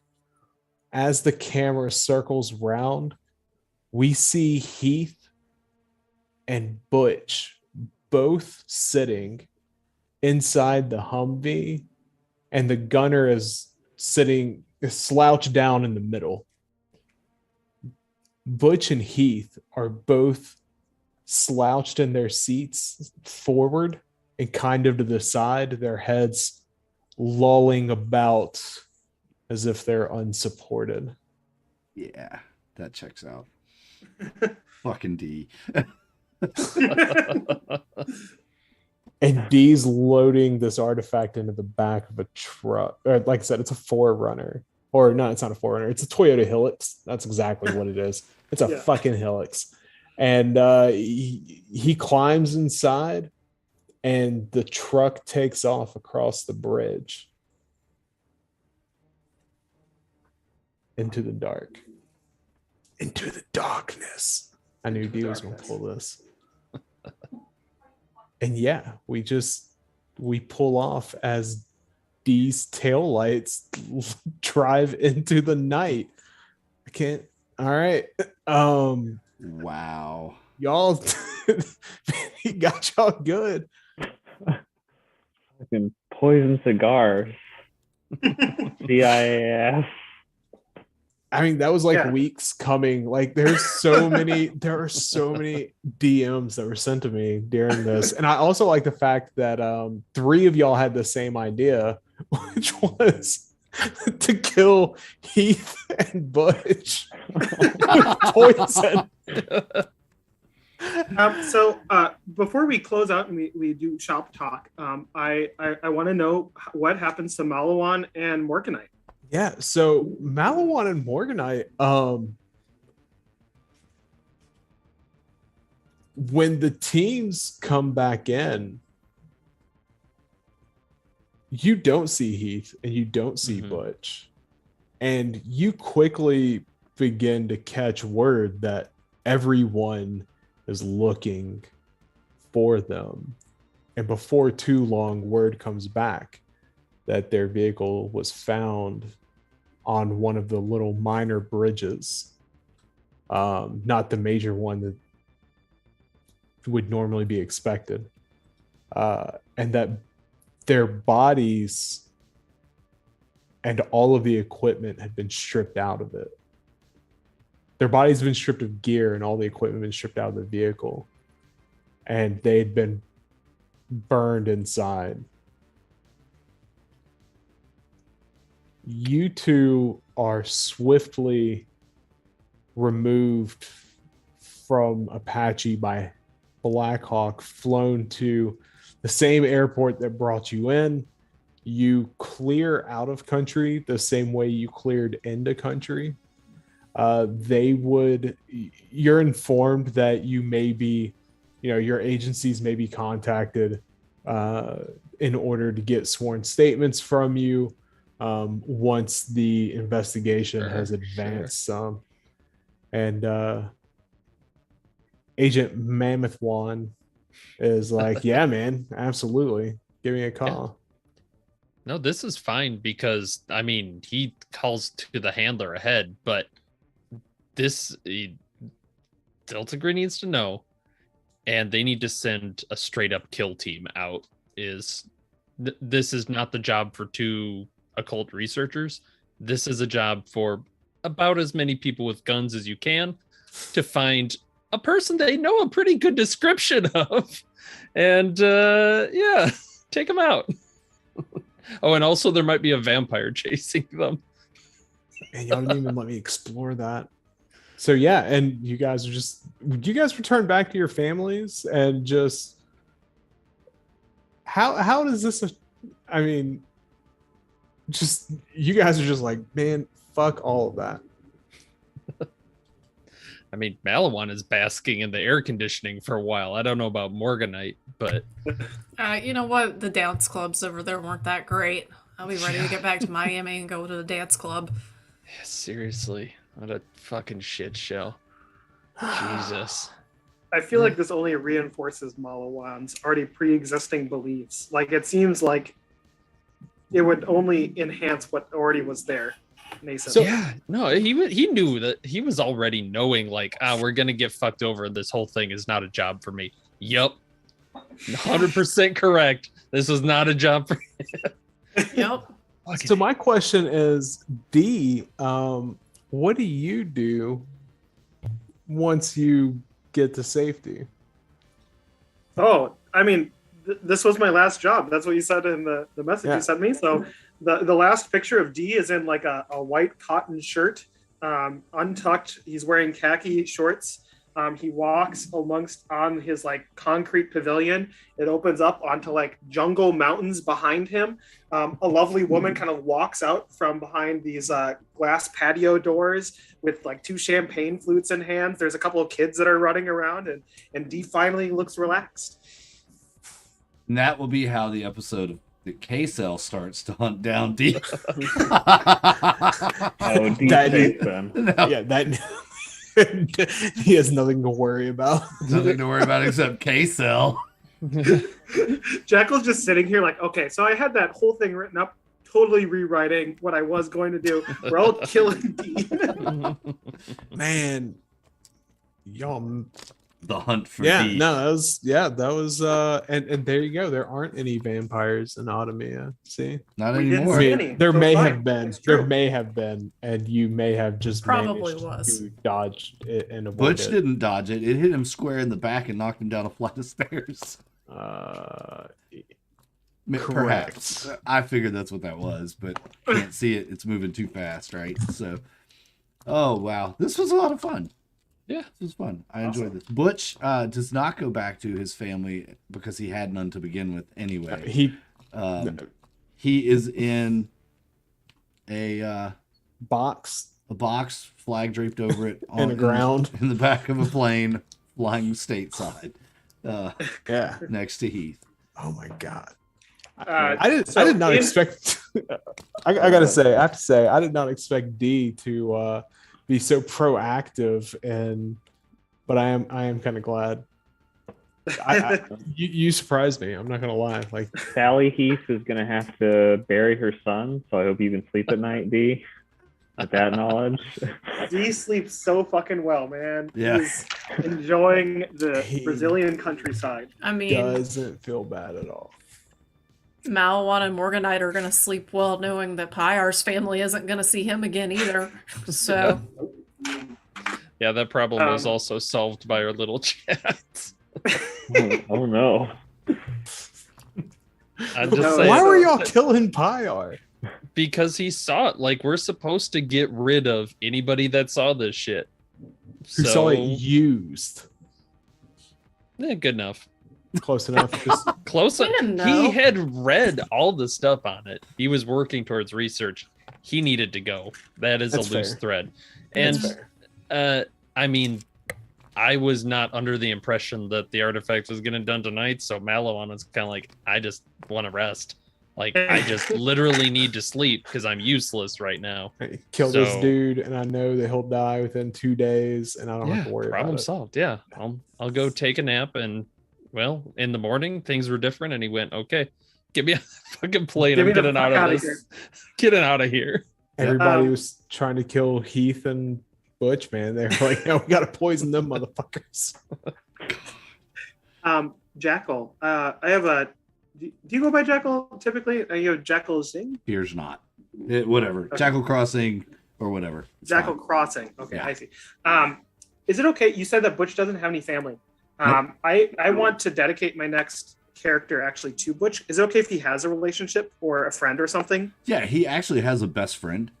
His best friend is his high school best friend, David Hutchinson. Okay. They joined the Corps together. When Butch went SOCOM, David went a different direction in the Corps, but they still stay in touch. Okay. So Are you okay with me, my next character being David? sure, that's fine. Yes. Yeah. Okay. I was a dick here, so I have to. I got to make amends. Right on, man. No, My that's all duty to good. Butch, and then I'll get to Heath. I'll play Heath's mom. Yeah, yeah. Sally gosh. Heath. Don't you dare Wow. play my mouth.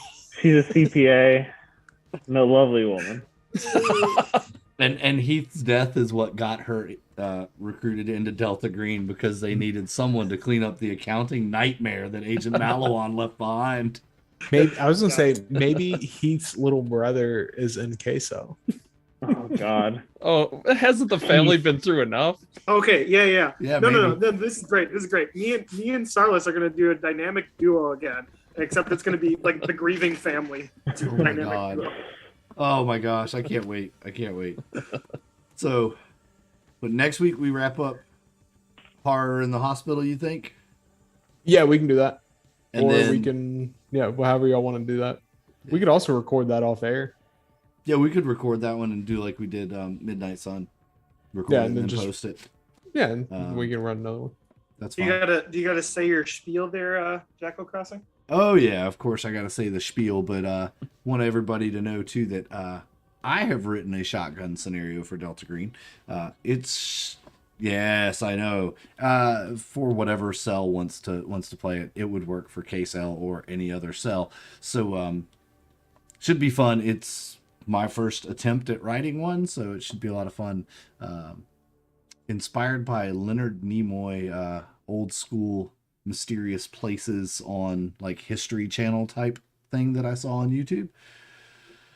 So should be fun. Watch out for that coming. And if it goes well, we might even I've heard that there's some talk that it might get edited, formatted, and perhaps released as a to buy adventure. Maybe. Who knows? Maybe we could put it out there if people like it enough. But yeah, this was fun. I enjoyed this one, even though I'm dead. I'll be honest.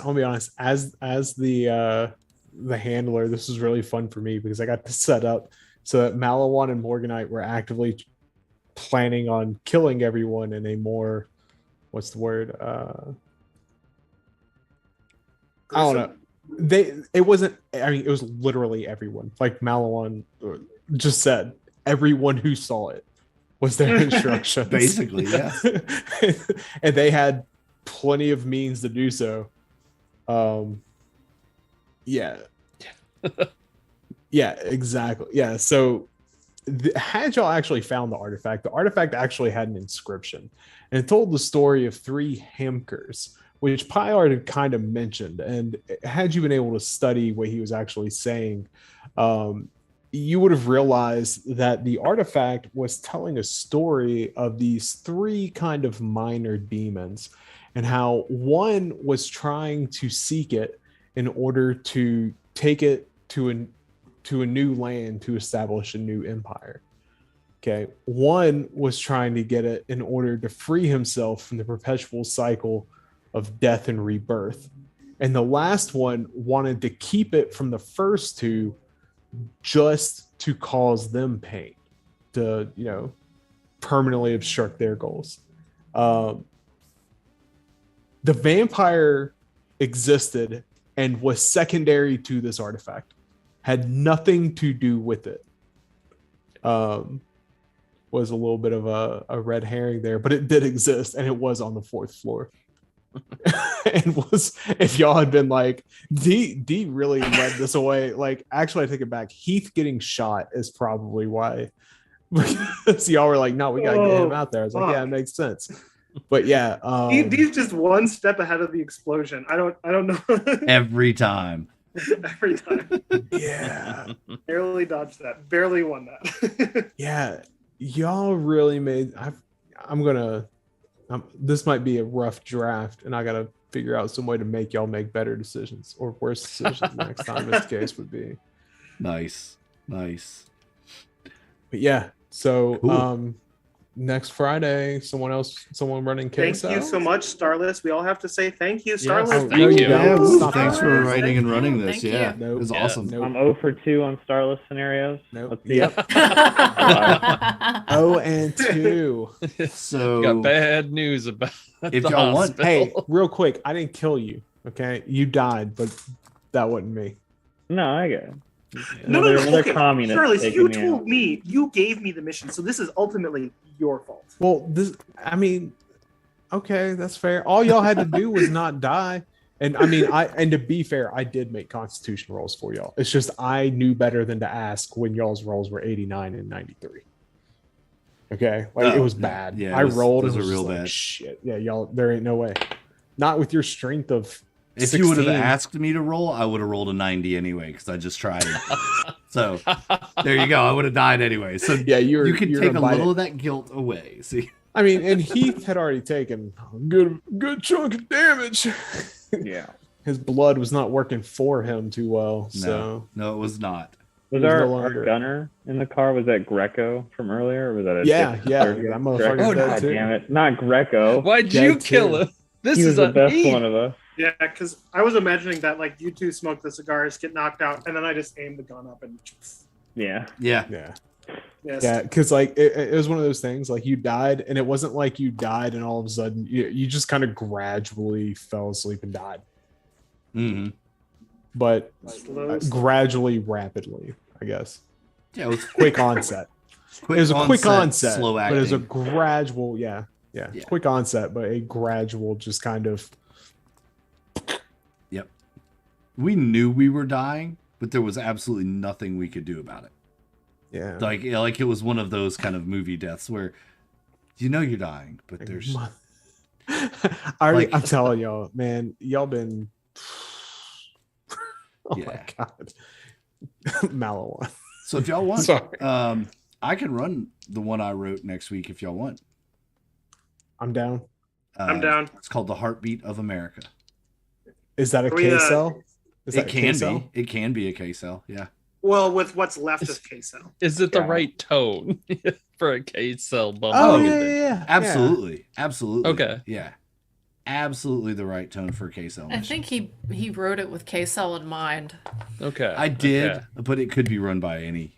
But yeah, I did write it with a little K cell flair. So All right. So Tasha's gonna need to get herself. That's Tasha Heath, mother that- of Lucas oh. Heath. not It's gonna need to Natasha. get Forensic herself. accountant. It, Nope, you just sure she's regular not Tasha. Natasha? Nope.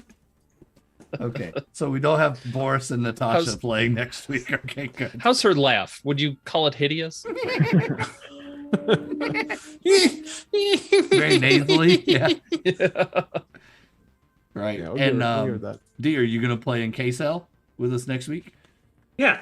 I've cleared out all my Mondays going forward. I will be playing David Hutchinson, and I'll wait for you to tell me what David Hutchinson's like. Yeah, well, I'll shoot you some info later about Perfect. that. So yeah, I will not be playing any traders. No trader mechanics going forward. all I right. did my bit. Cool. All right, so we'll play K-Cell Heartbeat of America next week when I wrote, and then we'll get the Hospital of Horrors or the Horrors in the Hospital or whatever the name of that one is for K-Cell. Hospital of Horrors. Yeah, that's it. We'll record that one and get it up, the finale of that one up on the channel soon. Are you guys playing that next Friday, or are you guys? Playing No, that we'll record that. Yeah, off, we'll record off that. air. One. So I show up next Friday, and I will be at an adventure. Okay. Yes, Perfect. next Friday we'll have an adventure with you in it. But until then, folks, I want to say another thank you to Henry Kamansky for the subscription today. Appreciate you so much for following us along and getting notified every time we go live by ringing that bell down at the bottom. Check out all the links if you enjoyed this video. Check out our website, our merch page, our Discord, and support us over on Patreon. Be like Nathan, Lord Thorn, Richard. Some other people. Sorry. I drew a blank. Too Wolf Design and Aaron. Thanks so much for all of the support that Patreon gives us. Without the Patreon, we couldn't do things like maintain our Zoom subscription. So we appreciate that. And so please feel free to donate as much or as little as you possibly want to. Until next time, folks, we're a United Adventure Company. This has been Delta Green. Remember that deception is a right, truth is a privilege, and innocence, that's just a luxury. Good night, everybody. Till next time.